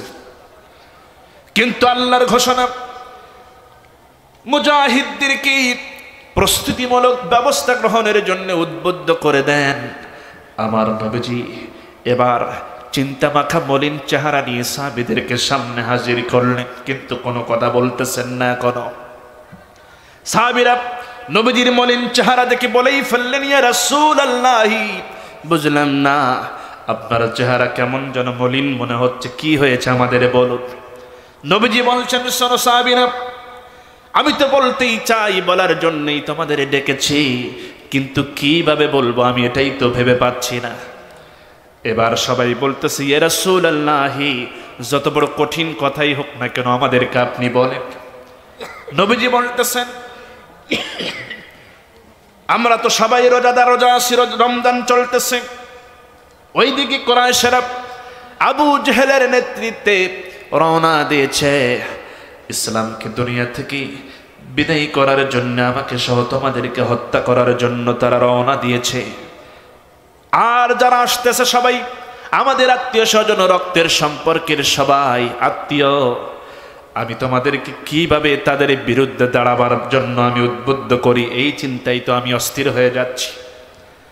নবীজির কথা শুনে সাহাবীরা বলতেছেন, ইয়া রাসূলুল্লাহ, কোনো চিন্তা করবেন না, কোনো টেনশন করবেন না। যেদিন থেকে জানতে পেরেছি আপনি বলেছেন, লা ইউমিনু আহাদুকুম হাত্তা কুনা আহাব্বা ইলাইহি মিন ওয়ালিদিহি ওয়া ওয়ালাদিহি ওয়ান নাস আজমাইন, ওই ব্যক্তি ততক্ষণ পর্যন্ত মুমিন হতেই পারবে না যতক্ষণ পর্যন্ত সে তার পিতামাতা, সন্তান, সন্ততি, ধন সম্পদ, এমনকি তার নিজের জীবনের চাইতেও ইসলাম কি, আল্লাহ কি, আল্লাহর নবী কি সব থেকে বেশি প্রাধান্য দিতে না পারবে, ততক্ষণ পর্যন্ত এই ব্যক্তি প্রকৃত মুমিন হতে পারবে না। এই কথা যেই দিন থেকে জানতে পেরেছি, ইয়া রাসূলুল্লাহ, ইসলামের ব্যাপারে, আল্লাহর ব্যাপারে, আপনার ব্যাপারে, আপনি নবীর ব্যাপারে, যে কোনো এই ব্যাপারে যে কোনো কিছুর বিরুদ্ধে আমরা দাঁড়িয়ে যাব, এটা তো যুদ্ধের ময়দানে। যদি আমার ভাইও আমার সামনে চলে আসে, আমাদের রক্তের সম্পর্কের কেউ যদি চলে আসে, মামা, খালু, এমনকি জন্মদাতা পিতাও যদি আমাদের সামনে চলে আসে, আপনাকে দাম দিয়ে, আল্লাহকে অগ্রাধিকার দিয়ে, আল্লাহর দ্বীনকে প্রাধান্য দিয়ে আমরা আমাদের সাধ্যমতো শরীরের যত ফোঁটা রক্ত রয়েছে সমস্ত রক্ত কণা দিয়ে আমরা আমাদের লড়াইকে চালিয়ে যাব। আমার তরবারির সামনে নিজের পিতা পড়লেও তার সঙ্গে আমাদের কোনো আপোষ হবে না। আমার ভাইয়েরা দেখেন তাহলে রমজানে কি ঘটে গেল, কি শিক্ষা আমাদের নিতে হবে। আমার বন্ধুগণ, নবীজি খুশি হয়ে গেলেন, কিন্তু কোনো প্রস্তুতি তো নাই যুদ্ধের, কোনো সরঞ্জাম, অস্ত্র শস্ত্র তো জোগাড়ের ব্যবস্থা এখনো হয় নাই। হঠাৎ করে খবর যুদ্ধের। নবীজি কি করলেন? বললেন, শোনো সাহাবীরা, যেহেতু আমাদের যুদ্ধের পূর্ব কোনো প্রস্তুতি নাই, এজন্যই যাদের সামান্য দু একটা হেলমেট যাদের আছে, লোহার হেলমেট, তোমরা হেলমেটগুলো পরে নেবে, মাথাটা ঢেকে ফেলবে। যাদের শুধু তরবারি আছে, তরবারি নিয়েই নামবে। ঢাল যাদের আছে দু চারটা, এই ঢাল সহ নামবে। অধিকাংশ সাহাবীদের তো অস্ত্র শস্ত্র নাই। নবীজি বললেন, তোমরা সর্বপ্রথমে তোমাদের চেহারাকে ঢেকে ফেলবে, কারণ যেহেতু সবাই আমাদের আত্মীয় স্বজন, আমরা তাদের সামনে পড়ে গেলে সহজেই তারা চিনে নেবে যে এটা আমার ভাতিজা, এটা আমার ভাই, এটা আমার ভাগ্নে, এটা আমার সন্তান। এরকম করে দেখে যেন চিনে নিতে না পারে, এজন্য তোমাদের চেহারাটাকে ঢেকে ফেলো, পাগড়ি দিয়ে পেঁচাও, পাগড়ি ব্যবহার করো, পাগড়ি দিয়ে পেঁচায় পেঁচায় সমস্ত মুখমণ্ডল ঢেকে ফেলো, শুধু চোখ দুটোকে বের করে রাখবা, সহজে যেন চোখ দেখে সহজে কেউ টের পাবে না যে এটা অমুক। সাহাবীরা তাই করলেন, পাগড়ি দিয়ে সকলের চেহারা ঢেকে ফেললেন, শুধু চোখ দুটো বের করে রেখেছেন, সহজে আর চেনার উপায় নাই। এবার ময়দানে যখন আমার নবীজি রওনা করলেন, লম্বা ঘটা আমি সংক্ষেপ করছি, রওনা করবেন, সৈন্য বাছাই হয়ে যায়, বাছাই করতে করতে 311 জন বাছাই হয়ে গেল। কতজন? 311 জন। ওইদিকে হাদিসের মধ্যে এসেছে হযরত আফরা রাদিয়াল্লাহু তাআলা আনহা নামে একজন নারী সাহাবী, তার 2টা সন্তান নাম হলো মাআজ এবং মুআওয়াজ। অন্য বর্ণনায় এসেছে তার 3টা সন্তান ছিল, তৃতীয় সন্তানের নাম হলো হযরতে আউফ রাদিয়াল্লাহু তাআলা আনহু। হযরতে মাআজ এবং মুআওয়াজ দুইজনে ডেকে বলতেছে, মা, জানতে পেরেছি মক্কা থেকে আবু জেহেল নামক একজন পাপিষ্ঠ নরাধম অনেক সৈন্য নিয়ে নবী হত্যা করার জন্য মদিনার দিকে রওনা করেছে। ও মা, আমাদের 2 ভাইকে অনুমতি দিয়ে দাও, আমরাও নবীজির সঙ্গে যুদ্ধে শামিল হয়ে যাব, আবু জেহেলকে দুনিয়া থেকে আমরা বিদায় করতে চাই। সুবহানাল্লাহ বলে। এই ছোট্ট 2টা সন্তানের ঈমান দুর্বল না মজবুত? আমার ভাইরা, এই কথা শুনে মা বলতেছে, বাবারে, এমন কথা বলে কোনো লাভ হবে না, কারণ আমার কাছে যতটুকু খবর আছে, আমি যতটুকু জানতে পেরেছি, নবীজি খুব সতর্ক অবস্থানে বাছাই করে করে সৈনিক নির্বাচন করেছেন, এর ভিতরে তোমাদের কোনো চান্স পাওয়ার সম্ভাবনা নাই। যদি এমনটা বুঝতে পারতাম যে তোমাদের কি নবীজি অনুমতি দিবেন, এমনটা যদি আমি একটু বুঝতে পারতাম, তাহলে তোমাদের 2 ভাইয়ের অনুমতি চাওয়া লাগতো না, আমি তোমাদের 2 হাত ধরে নিজেই নবীজির কাছে জমা দিয়ে আসতাম। সুবহানাল্লাহ। তোমাদের অনুমতি চাওয়া লাগতো না, আমি নিজেই যেতাম, কিন্তু আমি জানি যে সম্ভব না, কারণ বাছাই করে করে নবীজি নির্বাচন করেছে। কিন্তু না, ছোটবান্দা 2টা সন্তান বলতেছে, মা, শুধু তুমি অনুমতি দাও, বাকিটা আমরা দেখে নেব। তাদের এমন না ছোটবান্দা হওয়ার কারণে হযরতে আফরা রাদিয়াল্লাহু তাআলা আনহা বললেন, ঠিক আছে, তোমরা চেষ্টা করতে পারো, চলে যাও, আর যদি নবীজি তোমাদের অনুমতি দেয়, আমার চাইতে সৌভাগ্যবতী আর কেউ হবে না। দোয়া করে দিলাম, যাও। চলে গেলেন 2 ভাই, নবীজির সামনে গিয়ে সালাম দিলেন, বললেন, ইয়া রাসূলুল্লাহ, শুনতে পেরেছি আবু জেহেল নামে এই পাপিষ্ঠ লোক আপনাকে হত্যা করার জন্য আসতেছে। অনেক কথা শুনেছে, অনেক কষ্ট দিয়েছে, মারধর করেছে, গালি দিয়েছে, আপনাকে কষ্ট দিয়েছে, আপনাকে দেশ থেকে তাড়িয়ে দিয়েছে, হত্যার ষড়যন্ত্র করেছে। ইয়া রাসূলুল্লাহ, আমাদেরকে একটু অনুমতি দেন, আমরা 2 ভাই প্রতিজ্ঞা করেছি আবু জেহেলকে দুনিয়া থেকে বিদায় করে দেব। যে কিনা নবীজিকে কষ্ট দেয়, হত্যা করার চেষ্টা করে, তাকে দুনিয়ায় বেঁচে রাখতে চাই না, আমাদেরকে একটু অনুমতি দেন যুদ্ধে যাওয়ার জন্য। নবীজি তাদের অবস্থা দেখি বললেন, না না, এমন করলে চলবে না, অনুমতি দেওয়া যাবে না, কারণ আমি যাদেরকে নিয়েছি সব বাছাই করা, তোমাদেরকে এখানে আমি ইনক্লুড করতে পারবো না। তবে তোমাদের যে অবস্থা দেখতেছি এটা ভালো, তোমরা ফিরে যাও, আগামী কোন যুদ্ধে আমি তোমাদের অনুমতি দেব, এই যুদ্ধে না। কিন্তু 2 ভাই বলতেছে, না ইয়া রাসূলুল্লাহ, অনুমতি দেওয়া লাগবে, মেহেরবানি করে একটু অনুমতি দেন, আমরা বাড়ি থেকে মায়ের কাছ থেকে দোয়া নিয়ে এসেছি, আপনি অনুমতি দিলে আমরা শামিল হয়ে যাব। বারবার নবীজি যখন তাদেরকে বুঝান, কিছুতেই তারা বুঝ মানে না, তারাও যুদ্ধে যাবেই। এবার নবীজিকে বড় ভাই বলতেছে, ইয়া রাসূলুল্লাহ, অন্তত আমাকে অনুমতি দেন, আমরা 2 ভাইয়ের মধ্যে আমার শরীরে শক্তি বেশি, আমাকে অনুমতি দেন। ছোট ভাই বলতেছে, ইয়া রাসূলুল্লাহ, আমি ছোট হলে কি হবে, আমার শক্তি বেশি, আমার কৌশল জানা আছে বেশি, আমাকে অনুমতি দেন। এবার নবীজি বলতেছেন, নবীজি বুঝতে পেরেছেন নবীজির মন চাচ্ছে একটু অনুমতি দেই, দেখি একটু তাদের পরীক্ষা করে নেই।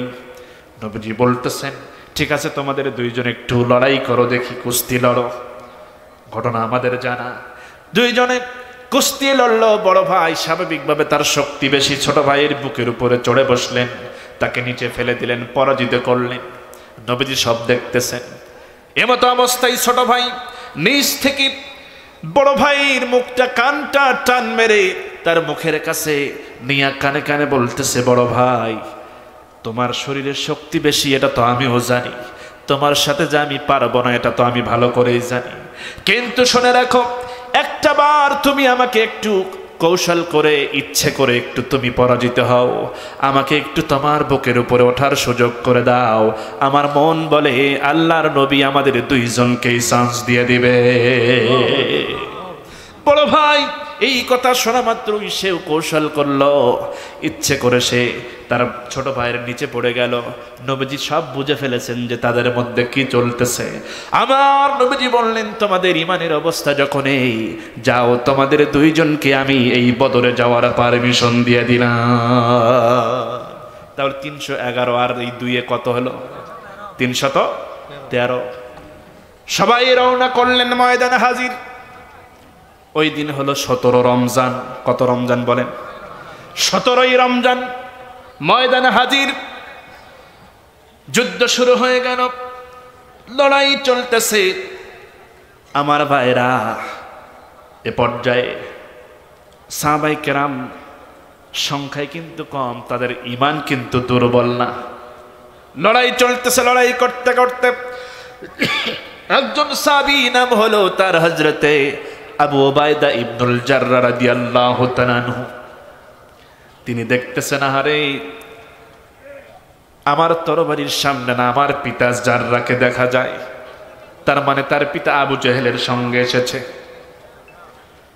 হযরত আবু উবাইদার জন্মদাতা পিতা জাররাহ আবু জেহেলের সঙ্গে এসেছে নবী হত্যা করার জন্যে। এইভাবে সেও লড়াই করতেছে।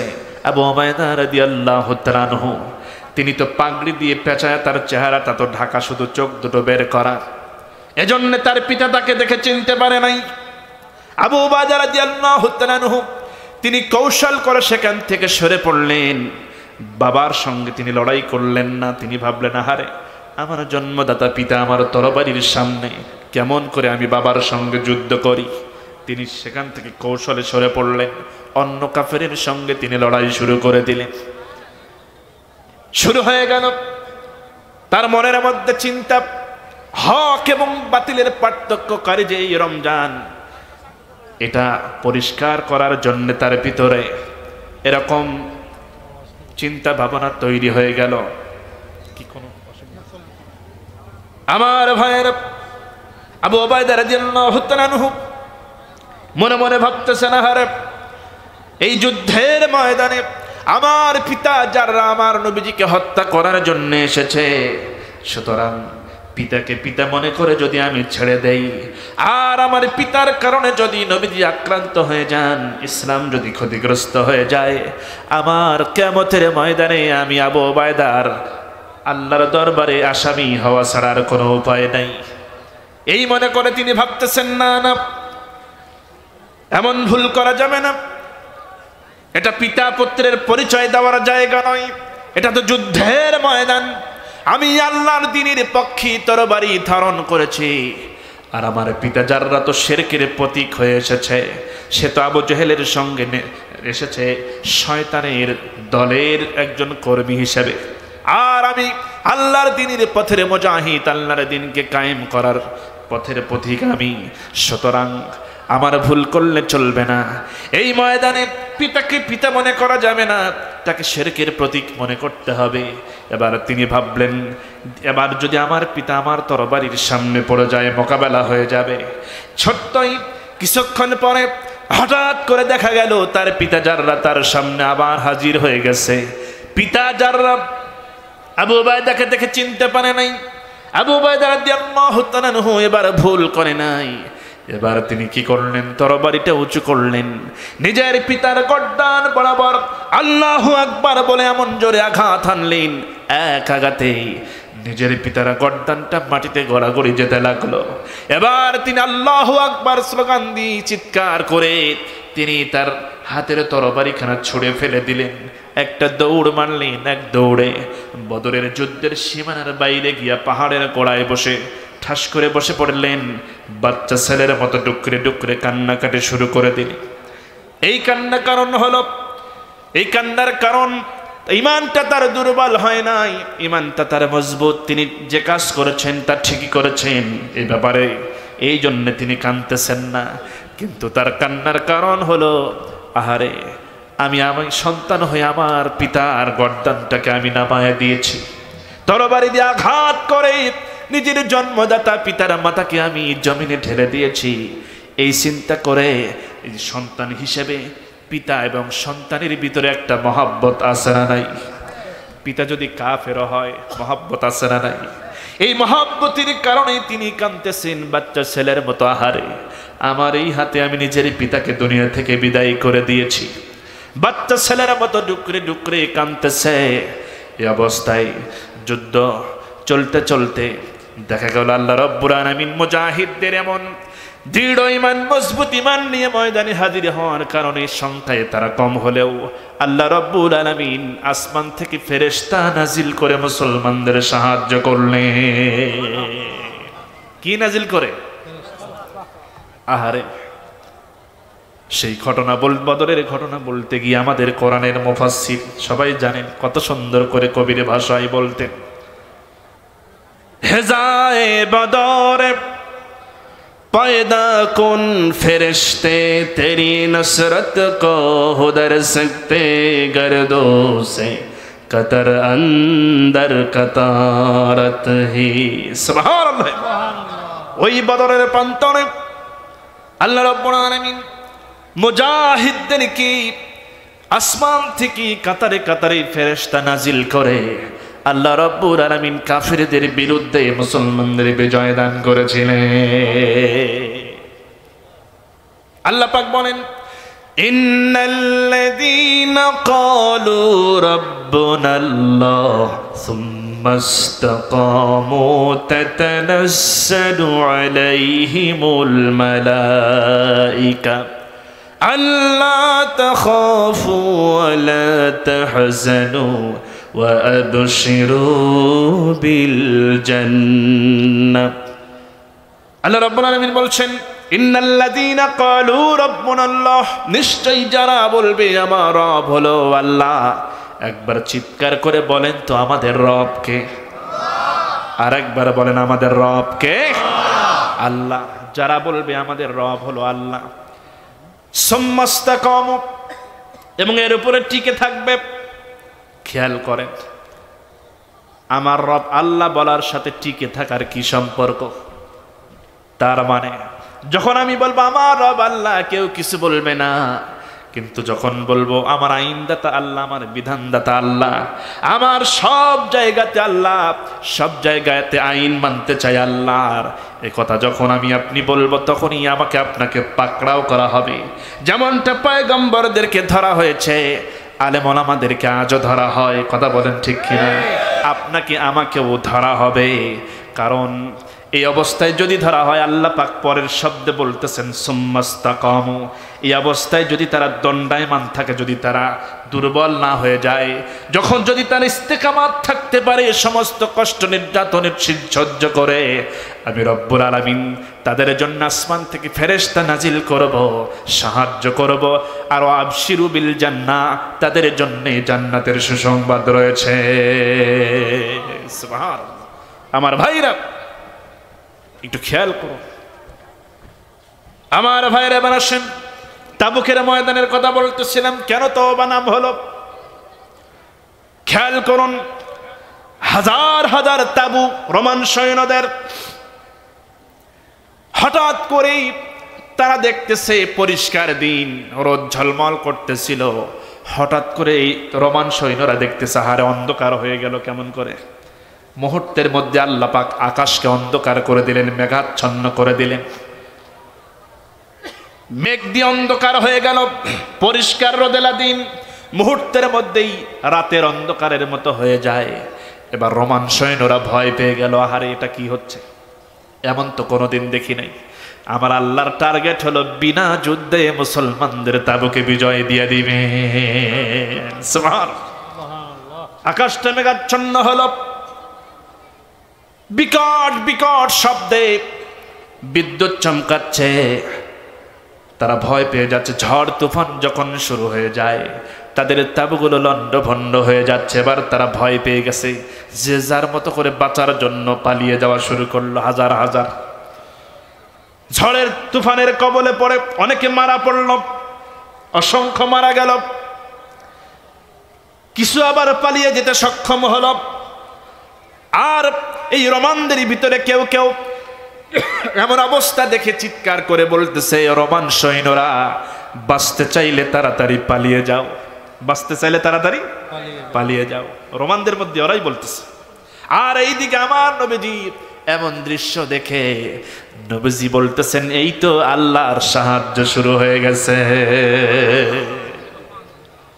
আল্লাহ যে সাহায্য করবেন, আল্লাহ চাইছেন ইয়া রাসূলুল্লাহ যদি তারা সর্বোচ্চ ত্যাগ কোরবানি, মালের কোরবানি, তাদের জীবনের কোরবানি দেওয়ার মানসিকতা নিয়ে, মজবুত ঈমান নিয়ে যদি ময়দানে দাঁড়িয়ে যায়, সাহায্য করার দায়িত্ব আমি আল্লাহ পাকের।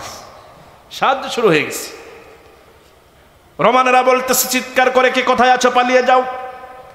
কারণ আমাদের অভিজ্ঞতা বলে, ইতিহাস বলে, এই মুসলমানেরা তো সাধারণ নয়, এদের সঙ্গে পারা যাবে না। অতীতেও পারি নাই, কারণ তারা ওই যে মুতার যুদ্ধের কথা স্মরণ করে তারা বলতেছে পারা যাবে না, কারণ আমরা লক্ষাধিক সৈন্য, তাদের মাত্র 3000-এর সঙ্গে পারি নাই।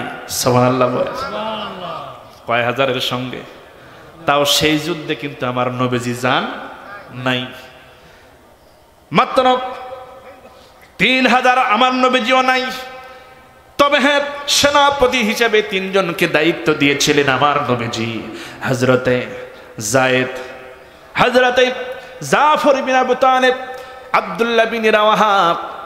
3 জনে যখন শাহাদাত বরণ করলেন, হযরতে খালিদ বিন ওয়ালিদের নেতৃত্বে আল্লাহ রাব্বুল আলামিন সামান্য 3000 দিয়ে লক্ষাধিক রোমানদের বিরুদ্ধে বিজয় দান করেছিলেন মুতার যুদ্ধে।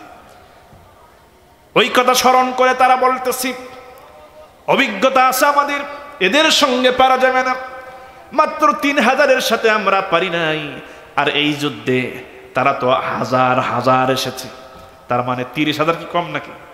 সংখ্যা তারা জানে না, কিন্তু বলতেছে হাজার হাজার এসেছে।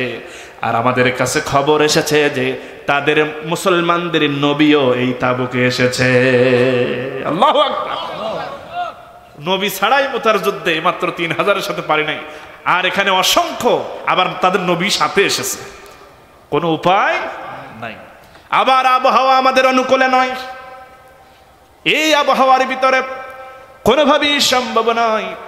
সবাই পালিয়ে গেল, অনেকে মারা পড়ে গেল, তাবুগুলো লণ্ডভণ্ড হয়ে গেল, কোনো অস্তিত্ব আর পাওয়া যায় না, এমন অবস্থা হয়ে গেল। আল্লাহ রাব্বুল আলামিন বিনা যুদ্ধে এই তাবুকের ময়দানে মুসলমানদের বিজয় দিয়ে দিলেন। সুবহানাল্লাহ। নবীজি সেখানে অবস্থান করলেন, এরপরে মদিনায় ফিরে এলেন। নবীজির কাছে ঘোষণা হয়ে গেল, ইয়া রাসূলুল্লাহি, অনেকেই কিন্তু তাবুকে যায় নাই, অনেকে যায় নাই, অথচ আল্লাহর ঘোষণা হলো কেউ যেন বাদ না থাকে, কেউ যেন বাদ না পড়ে। নবীজি বললেন কারা কারা যায় নাই। এবার নবীজির সামনে তালিকা পেশ করা হয়, প্রায় 80 থেকে 82 জনের নামের একটা লিস্ট আমার নবীজির সামনে দেওয়া হলো, যারা যুদ্ধে যায় নাই। কয়জনের? 80 থেকে 82 জন। নবীজি নামগুলো দেখতেছেন, এর মধ্যে অধিকাংশই হলো মুনাফিক চরিত্রের। আর মুনাফিকদের চরিত্র এমন, যুদ্ধের কথা শুনলে তারা ভয় পায়। কথা বলেন ঠিক? তারা হলো মুনাফিক চরিত্রের মানুষ। আমার দেশে যদিও মুনাফিক একটাও নাই, একটাও নাই, আছে। আর আমার অভিজ্ঞতা বলে, ক্ষুদ্র মানুষ আমি, গোটা পৃথিবীতে এই মুনাফিকদের কারণেই আল্লাহর দিন বিজয় সম্ভব হচ্ছে না। অথচ আল্লাহর নবী বলতেছেন, যার ভিতরে দিন কায়েমের চিন্তা নাই, শহীদ হওয়ার আকাঙ্ক্ষা নাই, আল্লাহর পথে শাহাদাতের আকাঙ্ক্ষা যার ভিতরে নাই, অবস্থায় যদি কেউ মারা যায়, সে মুনাফিক হয়ে মারা গেল। কি হয়ে বলেন? এখন কান খুলে শুনে রাখ, এখানে যারাই আছি প্রত্যেকের মনের ভিতরে এই আশা থাকতে হবে, আল্লাহ তুমি আমাকে শহীদি মরণ দিও। যদি এরকম চিন্তা না থাকে, আর এই অবস্থা যদি মারা যায়, কি হয়ে মারা যাব? হাদিসটা শোনায়া দিচ্ছি, আমি তেলাওয়াত করেছি। আন আবি হুরায়রা রাদিয়াল্লাহু তাআলা আনহু قال قال رسول الله صلى الله عليه وسلم من مات ولم يغدو ولم يحدث نفسه به مات على شعبة من نفاق রাওয়াহুল মুসলিম। হযরত আবু হুরায়রা রাদিয়াল্লাহু তাআলা আনহু থেকে বর্ণিত, তিনি বলেন, আল্লাহর নবী বলেছেন, যে ব্যক্তি মারা গেল এবং তার মনের ভিতরে আশা আকাঙ্ক্ষা ছিল না যে সে শহীদ হবে, আল্লাহর দ্বীনের জন্য শহীদ হওয়ার আকাঙ্ক্ষা নিয়ে, আকাঙ্ক্ষা ভিতরে নাই, এই অবস্থায় যে মারা গেল, সে যেন মুনাফিক হয়ে মারা গেল। নাউজুবিল্লাহ বলেন। আমরা কি কেউ মুনাফিক হয়ে মরতে চাই? মুনাফিক হয়ে মারা যাবে না। মুনাফিকদের চরিত্র এমন, তারা শুধু এমনটা করতে চায়। আমার ভাইয়েরা দেখেন, অথচ মজবুত ঈমান যদি বুকের মধ্যে ধারণ হয়ে যায়, তাহলে অসুস্থ একজন আল্লাহর গোলামও শেষ শহীদ হওয়ার জন্য যুদ্ধে যেতে যায়। যদি অসুস্থ থাকে, তাও তার মনের ভিতরে চিন্তা থাকে যে আল্লাহ যাই যুদ্ধের ময়দানে। আমার ভাইয়েরা, এবার নামের তালিকা দেখতেছেন, নবীজির সামনেই নামের তালিকাগুলো দেওয়া হলো। দেখতে দেখতে নবীজি হতভম্ব হয়ে গেলেন। তার মানে নবীজির নজরে এসেছে ওই তিনজন সাহাবীর নাম, হযরতে কাব বিন মালিক, হেলাল ইবনে উমাইয়া, মুরারা বিন রবিয়া। কয়জন হলো বলেন? নবীজির জলিলুল কদর তিনজন সাহাবীর নাম তিনি নামের মধ্যে দেখতে পেলেন, এরাও যায় নাই। আমার নবীজি আশ্চর্য হয়ে গেলেন, আহারে, বাকিদের কথা বাদ দিলাম, এরা তো কোনোভাবেই বাদ যাওয়ার কথা নয়, এরা তো আমার কাছের সাহাবী, আমার কাছ থেকে তো ছুটিও নেয় নাই, আর আল্লাহর সিদ্ধান্ত বাদ থাকা চলবে না, কোনোভাবেই তো হিসাব মেলে না, দাগ দাও তাদের, সবাইকে আমার সামনে হাজির করো। মুনাফিকদের চিন্তা হলো যে নবীজি যখন ডেকেছেন, নবীজির সামনে গেলেই তো প্রশ্ন করবেন, কেন তাবুকের যুদ্ধে যাও নাই? মুনাফিকরা চিন্তা করলো যে কোনো একটা মিথ্যা কথা বলে আমাদেরকে নবীর সামনে থেকে কেটে পড়তে হবে। তার মানে মুনাফিকদের আরেকটা চরিত্র হলো, তারা সুযোগ পেলেই মিথ্যা বলে। সমাজে মনে হয় এরকম মিথ্যা বলার লোক নাই, বিশেষ করে যারা একটু বড় পর্যায়ে, তারা আরো বড় বড় মিথ্যা কথা বলে। কথা বলেন ঠিক কি? কত যে মিথ্যা ওয়াদা, মিথ্যা প্রতিশ্রুতি করে, ওরা নিজেরাও জানে না। আমার ভাইয়েরা, মুনাফিকদের এই চিন্তা, কিন্তু এই তিনজন সাহাবীর মনের ভিতরে চিন্তা হলো, নবীজি যখন ডেকেছেন, আমরা সত্য কথাই বলে দেব, আমরা অলসতা করে যেতে পারি নাই, এটাই হলো তাদের হলো সত্য ঘটনা। ইচ্ছে করে অলসতা করে, গড়িমসি করে আমরা এই সত্য কথাটাই নবীজির সামনে আমরা বলে দেব, যা হয় হোক। সুবহানাল্লাহ বলেন। এবার এক এক করে নবী জিজ্ঞেস করছেন, কেন যাও নাই? মুনাফিকরা এক একজন এক এক কথা বলতেছে, ইয়া রাসূলুল্লাহ, আমার এই সমস্যা ছিল, আমি এই বেকায়দার কারণে যেতে পারি নাই। এক একজন এক এক কথা, মিথ্যা কথা। নবীজি শুধু শেষে বলতেন, তোমরা যা বলতেছো আল্লাহ পাক তার সাক্ষী, আর আল্লাহই তোমাদের এই ব্যাপারে সিদ্ধান্ত নেবেন, এই বলে বিদায় করেন। শেষে ধরলেন এই তিনজন কি ব্যাপারে? কাব বিন মালিক, বলো তো, অতীতের সমস্ত যুদ্ধের সময় যখন তোমাকে বলা হয়েছিল, তুমি তো অনুপস্থিত ছিলে না, আর তোমার ওই সময় তোমার যুদ্ধে যাওয়ার জন্য তোমার যে সওয়ারি ঘোড়া কেমন ছিল? কাব বিন মালিক বলতেছেন, ইয়া রাসূলুল্লাহ, আমার তো ওই সময় দুর্বল ঘোড়া ছিল, তারপরও আমি গিয়েছি। আমার নবীজি বলতেছেন, ও কাব বিন মালিক, এখন কি অবস্থা তোমার যুদ্ধে যাওয়ার জন্য কোনো সওয়ারি আছে নাকি? কাব বিন মালিক বলে, ইয়া রাসূলুল্লাহি, একটা শুধু নয়, আরো একটা, দুইটা, এবং সুস্থ সবল দুইটা সুস্থ সবল সওয়ারি যুদ্ধে যাওয়ার একেবারে সবল ঘোড়া আমার ঘরে উপস্থিত, বাড়িতে উপস্থিত। নবীজি শোনেন আর মনটা মলিন হয়ে যায়। আমার নবীজি বলতেছেন, কেন যুদ্ধে যাও নাই রে কাব বিন মালিক, মাররা বিন রবিআ, হেলাল ইবনে উমাইয়া, কেন তোমরা যুদ্ধে যাও নাই বলো?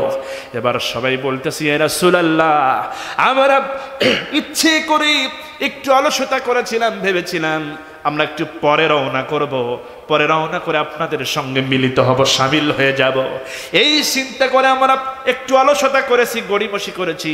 পরবর্তীতে এরকম করতে করতে আর যাওয়াই হয় নাই, অলসতা করে। আমার নবীজি বললেন, শোনো, এই মুহূর্তে তোমরা তিনজন আমার সামনে থেকে চলে যাবে, আর তোমাদের ব্যাপার আল্লাহ পাক সিদ্ধান্ত গ্রহণ করবেন যতক্ষণ পর্যন্ত তোমাদের তিনজনের ব্যাপারে আসমান থেকে কোনো ফয়সালা না আসে, ততক্ষণ পর্যন্ত আমি নবীর সামনে তোমরা আসবে না। এই কথা শোনা মাত্রই এই তিনজন সাহাবী ভয় পেয়ে গেলেন, তারা আতঙ্কিত হয়ে গেলেন। আহারে, নবীর সামনে আসা নিষেধ করে দিলেন নবীজি। আল্লাহর বিধানের ফয়সালার অপেক্ষা করতে হবে। আহারে, জানি না কোন বিপদ আমাদের জন্য অপেক্ষা করতেছে। তারা নবীজির সামনে থেকে চলে গেলেন, তাদের টেনশন শুরু হয়ে গেল, আহারে না জানি কি হয়ে যায়। আল্লাহ পাক সিদ্ধান্ত জানাই দিলেন, ইয়া রাসূলুল্লাহ, এই তিনজনের সঙ্গে সামাজিক সব সম্পর্ক ছিন্ন করে ফেলেন, তাদের সঙ্গে কেউ যেন কথা না বলে, সালাম কালাম থেকে শুরু করে বেচা কেনা লেনদেন সব বন্ধ করে দেন। তাই করে দেওয়া হলো।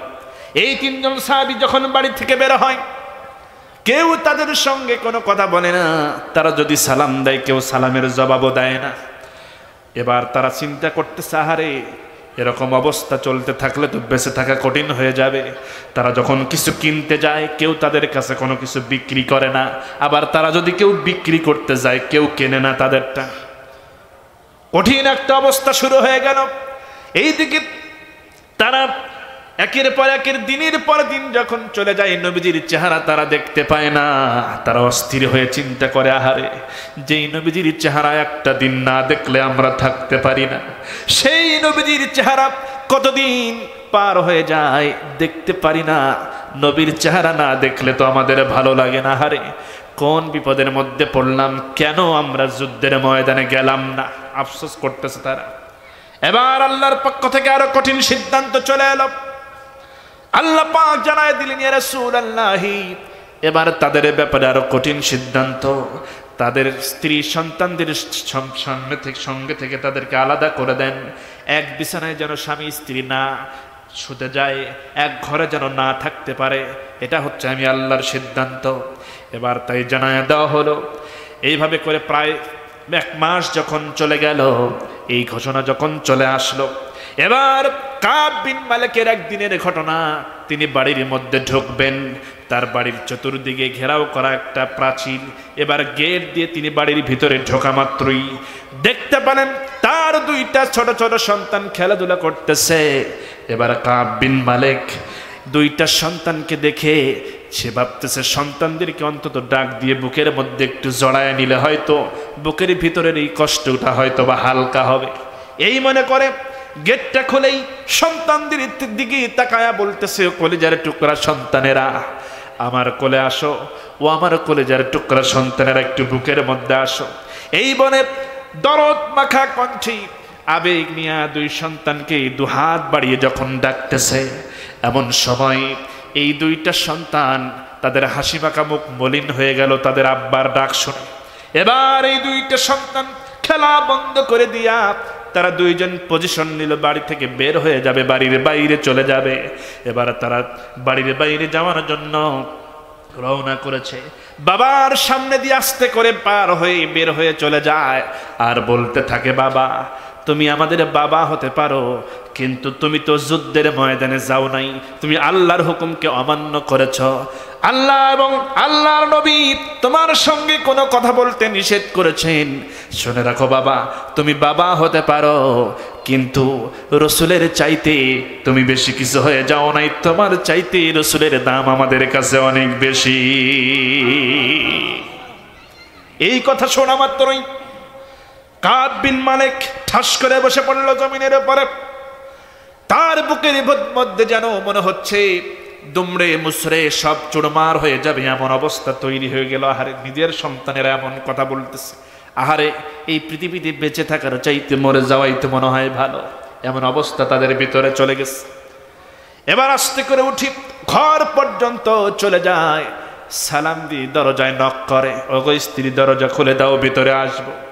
ভিতর থেকে সালামের জবাব দিয়ে স্ত্রী বলে, প্রাণের স্বামী দরজা খুলে দিতে বললে অবশ্যই খুলে দিতে আমি বাধ্য, কারণ এটা আপনার বাড়ি, আপনার ঘর, আপনি তো ঢুকবেন, আমি নিষেধ করার কে।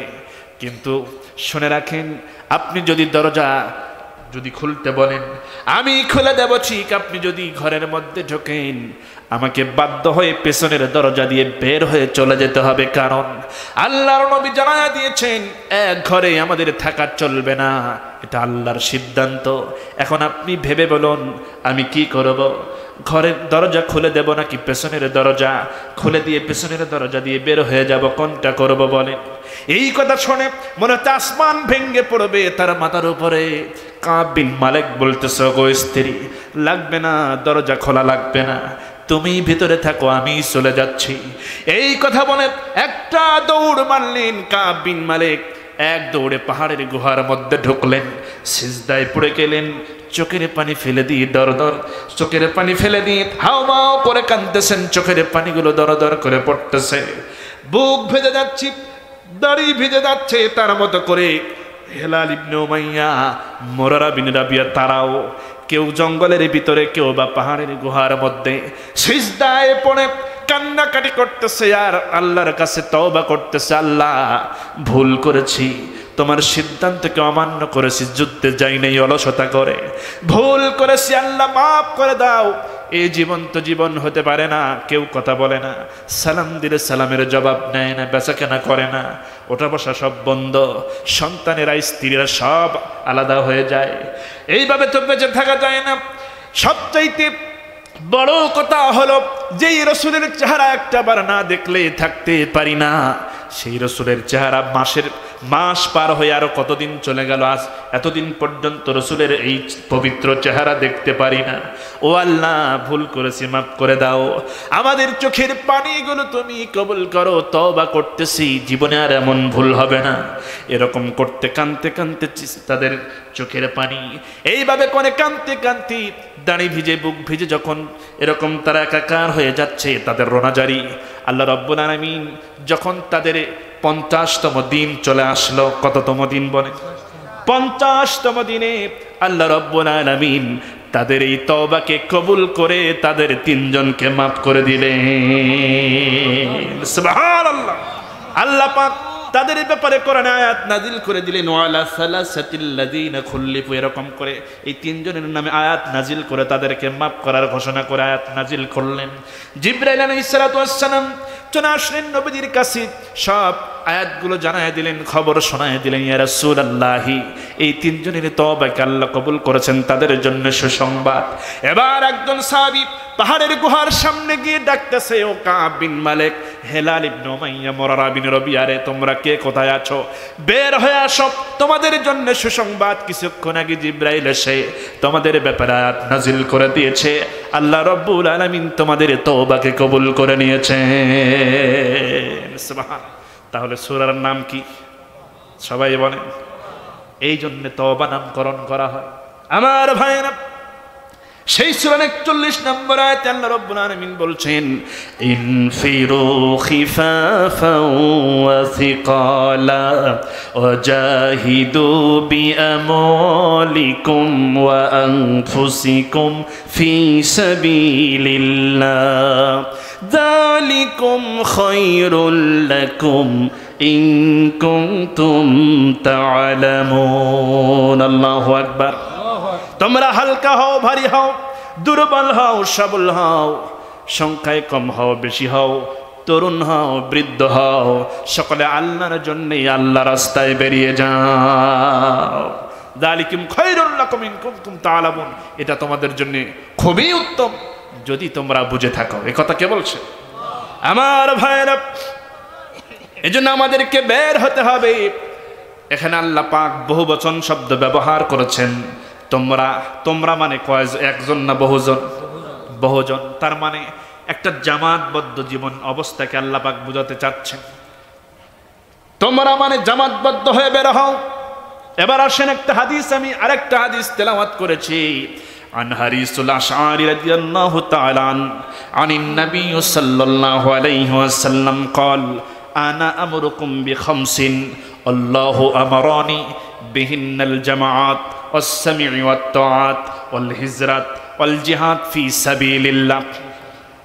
হযরত হারিসুল আশআরী রাদিয়াল্লাহু তাআলা আনহু থেকে বর্ণিত, নবী করিম সাল্লাল্লাহু আলাইহি ওয়াসাল্লাম বলছেন, আনা আমরুকুম বিখামসিন আল্লাহু আমারানি, আমি তোমাদেরকে 5টা বিষয়ের নির্দেশ দিচ্ছি যেই বিষয়ে আল্লাহ আমাকে নির্দেশ দিয়েছেন। সুবহানাল্লাহ বলেন। দেখেন নবীজির বলার বাচন ভঙ্গি, মানে কায়দাটা কেমন। আমি তোমাদেরকে 5টা বিষয়ের নির্দেশ দিচ্ছি যেই 5টা বিষয় সম্পর্কে আল্লাহ আমাকে নির্দেশ দিয়েছেন। তার মানে মূলত নির্দেশ কার? আল্লাহ। 1 নম্বর হলো বিহিন্নাল জামাত, তোমরা জামাতবদ্ধ হয়ে থাকো। কি বদ্ধ হয়ে? তার মানে বোঝা গেল একা একা চলার কোনো সুযোগ নাই, জামাতবদ্ধ হতে হবে। এখন কোন জামাত সেটা হলো পরের সাবজেক্ট। আওয়ামী লীগও একটা জামাত, বিএনপিও একটা জামাত, জাতীয় পার্টিও একটা জামাত, চরমনাইও একটা জামাত, জামাত ইসলামও একটা জামাত, মানে একটা দল। এই যে জামাতবদ্ধ হয়ে থাকার কথা আল্লাহ বললেন, একা থাকার কোনো সুযোগ নাই। কেউ যদি বলে আমি কোনো দলের মধ্যে নাই, ওসব ঝামেলার মধ্যে যেতে চাই না, আমি একাই চলবো, এরকম কিছু লোক আছে না? নাই। এবার আসেন আরেকটা হাদিস শোনায় দিই। আল্লাহর নবী এই আল্লাহর সিদ্ধান্ত জামাতবদ্ধ জীবন সম্পর্কে বোঝাতে গিয়ে বলতেছেন, গুরুত্বটা বোঝাতে গিয়ে, ও সাহাবীরা শোনো, জামাতবদ্ধ হয়ে চলতে হবে। কারণ শুনে রাখো, মনে করো একজন রাখাল অনেকগুলো বকরির একটা পাল, কয়েকশো অথবা হাজার অথবা তার বেশি বকরি মিলে একটা পাল। এই বকরির পালের একজন রাখাল প্রত্যেকদিন সকালবেলায় এই বকরির পাল নিয়ে সে পাহাড়ের দিকে চলে যায়, পাহাড়িয়া ময়দানে চলে যায়, ঘাস খাওয়ায় এবং তার হাতে থাকে একটা লাঠি। কোন ধরনের সিংহ, বাঘ, শিয়াল যেন আক্রমণ করতে না পারে, ক্ষতি করতে না পারে, এজন্য লাঠি হাতে সে নিরাপত্তার দায়িত্বে থাকে, জিম্মাদার হয়ে যায়। এই বকরির পালের সে জিম্মাদারির দায়িত্ব পালন করে। এখন যদি কোনো একটা বকরি যদি সে মনে করে না আমি এই জামাতে থাকতে চাই না, আমি এই বকরির পালের মধ্যে আমি থাকবো না, আমি এই বকরির দলের মধ্যে আমি থাকতে চাই না, আমি একা একা চলবো, এই মনে করে যদি সে বকরির পাল থেকে যদি সে বের হয়ে যায়, আর যদি সে একা একা ঘাস খায়, একা একা পাহাড়ের গুহায় চলাফেরা করে, একা একা জঙ্গলের কাছে ঘাস খাওয়া শুরু করে, বলেন তো দেখি জঙ্গলের মধ্যে বাঘ, সিংহ, শিয়াল আছে না নাই? এবার সিংহ লাগবে না, বাঘ লাগবে না, একেবারে বড় শিয়ালও লাগবে না, শিয়ালের যদি একটা বাচ্চাও হয় সেও চিন্তা করবে এমন একটা বকরি একা যখন পাইছি একটু সাইজ করি। কথা বলেন ঠিক? শিয়ালের বাচ্চাও চেষ্টা করবে। আল্লাহর নবী বোঝাচ্ছেন, শোনো সাহাবীরা, ঠিক ওই বকরির জন্য যেমন ওই রাখালের কোনো জিম্মাদারি নাই, কোনো দায়িত্ব নাই, কারণ সে তার কমান্ড কি উপেক্ষা করে গোপনে সটকে পড়েছে, একা চলার সিদ্ধান্ত নিয়েছে, একা চলবে, দলে থাকবে না। এই জন্য এই ব্যাপারে এই একা থাকার কারণে, চলার কারণে সে বিপদগ্রস্ত হয়ে যাবে, আক্রান্ত হয়ে যাবে, অথবা তাকে খেয়ে ফেলবে হিংস্র প্রাণীরা। এবার তার এই যে ক্ষতিগ্রস্ত হওয়ার ব্যাপারে ওই রাখালের যেমন কোনো জিম্মাদারি নাই, ঠিক তেমনই ভাবে আল্লাহর কোনো বান্দা যদি কোনো জামাতি, কোনো দলে না থেকে যদি সে সিদ্ধান্ত নেয় একা একা চলবো, ফিরবো, কোনো দলে থাকতে চাই না, এই মনে করে চলতে চলতে ওই বকরির মতো করে একা যদি চলার সিদ্ধান্ত নেয়, আর যদি সে ক্ষতিগ্রস্ত হয়ে যায়, আর যদি সে আক্রান্ত হয়ে যায়, মারা পড়ে যায়, তার ব্যাপারে আল্লাহর কোনো জিম্মাদারি নাই। আল্লাহু আকবার। তার মানে বোঝা গেল একা থাকার কোনো সুযোগ নাই। এখন জামাতটা হবে কেমন সেটা হলো ভিন্ন আলোচনা। আপনারা বুঝে নিন যে কোন জামাতে আমাদের থাকা দরকার। একটা অন্তত ক্লিয়ার হলাম যে একা থাকার কোনো সুযোগ নাই, থাকতে হবে ওই জামাতি, যেই জামাতের মিশন ভীষণ হলো পয়গম্বরদের মতো, যেই জামাতের লোকেরা চায় এই জমিনে কায়েম হয়ে যাক কার আইন? সবাই বলে আল্লাহর আইন কায়েম হয়ে যাক। এই চিন্তা যারা লালন করে, যারা এটা চায়, যারা এমন চিন্তা ভাবনা করে মানুষের মাঝে দাওয়াত দেয়, ওই জামাতের কর্মী আমাদের হয়ে যেতে হবে। আল্লাহ যেন আমাদের কবুল করেন, বলছে আমিন। শুধু তাই নয় আমার ভাইরা, এমনটা যদি হতে পারি তাহলে আল্লাহ পাক আমাদেরকে বিজয় দিবেন।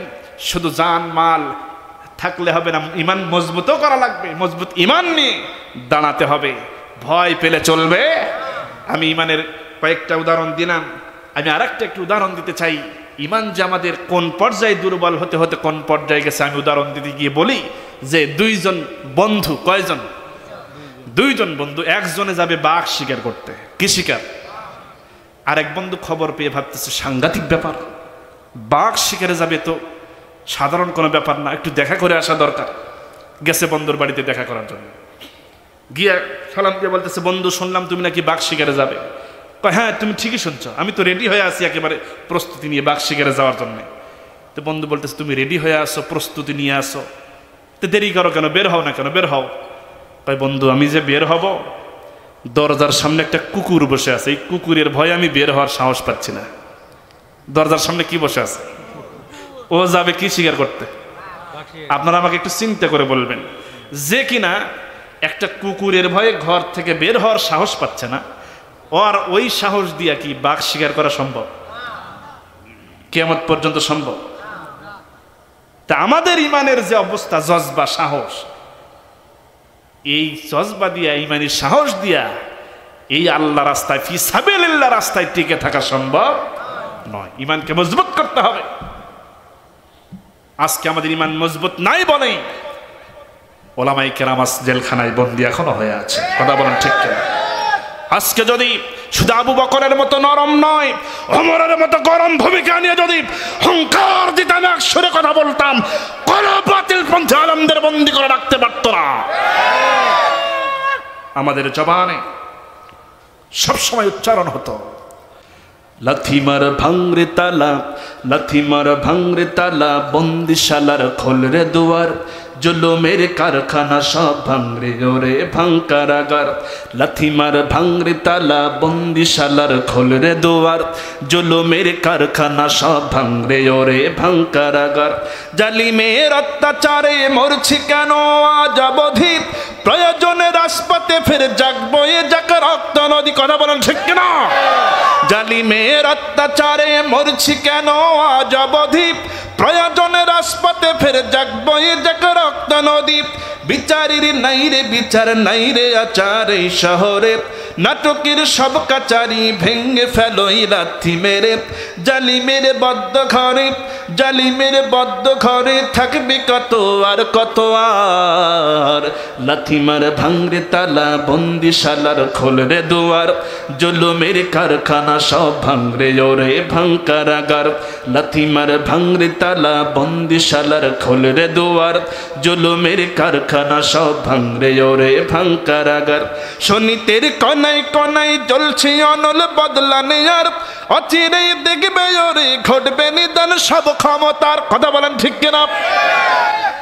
এই পৃথিবীতে ক্ষমতা দেখিয়েছে নমরুদ, ফেরাউন, অবশেষে তাদের ক্ষমতার অস্তিত্ব টিকে থাকে, সব ক্ষমতার অবসান হয়েছে।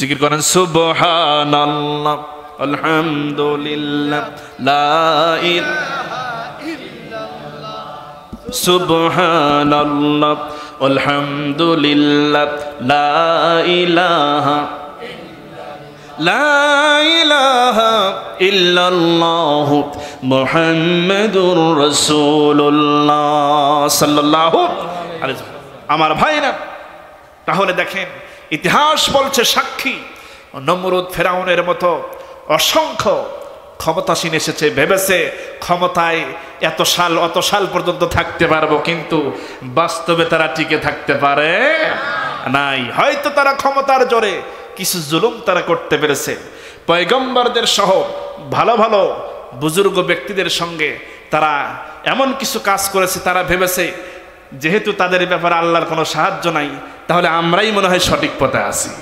এইটা মনে করে তারা মনে করেছে আমরাই সঠিক পথে আছি, এই মনে করে জীবনটা পার করেছে। আসলে তো আসল খেলা হবে কিয়ামতের ময়দানে, কথা বলেন ঠিক কিনা? অতএব সব ক্ষমতার অবসান হবেই। শনিতের কনাই কনাই জ্বলছে অনল বদলানে, আর অচিরে দেখবে ওরে ঘটবে নিদান সব ক্ষমতার। বিকেলে ফাঁসির রশি দেখবে গলে সব জালিমের, বিজয়ের মুচকি হাসি ফুটবে মুখে মাজলুমানের। ঠেটাদের ধরলে ঘাড়ে বলবে ওরে দেশটা কাহার। লাথি মার ভাঙরে তালা বন্দিশালার খোলরে দুয়ার, জুলুমের কারখানা সব ভাঙরে ওরে ভাঙকারাগার।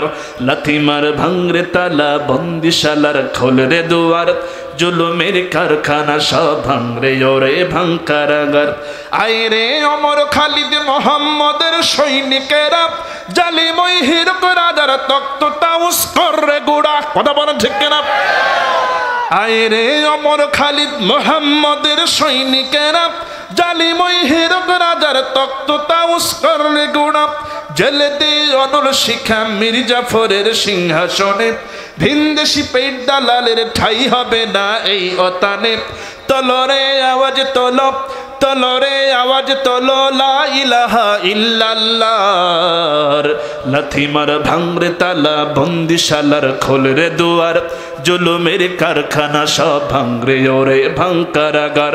লাথি মার ভাঙরে তালা বন্দিশালার খোলরে দুয়ার, জুলুমের কারখানা সব ভাঙরে ওরে ভাঙকারাগার। লিল্লাহ তাকবীর, লিল্লাহ তাকবীর। আল কোরআনের আলো, আল হাদিসের আলো, দিন ইসলাম যেখানে, আলেম ওলামা যেখানে, আমার নেতা তোমার নেতা। লিল্লাহ তাকবীর। আল্লাহ আমাদের সেই দিনের পথের কর্মী হিসেবে কবুল করুন বলছে আমি।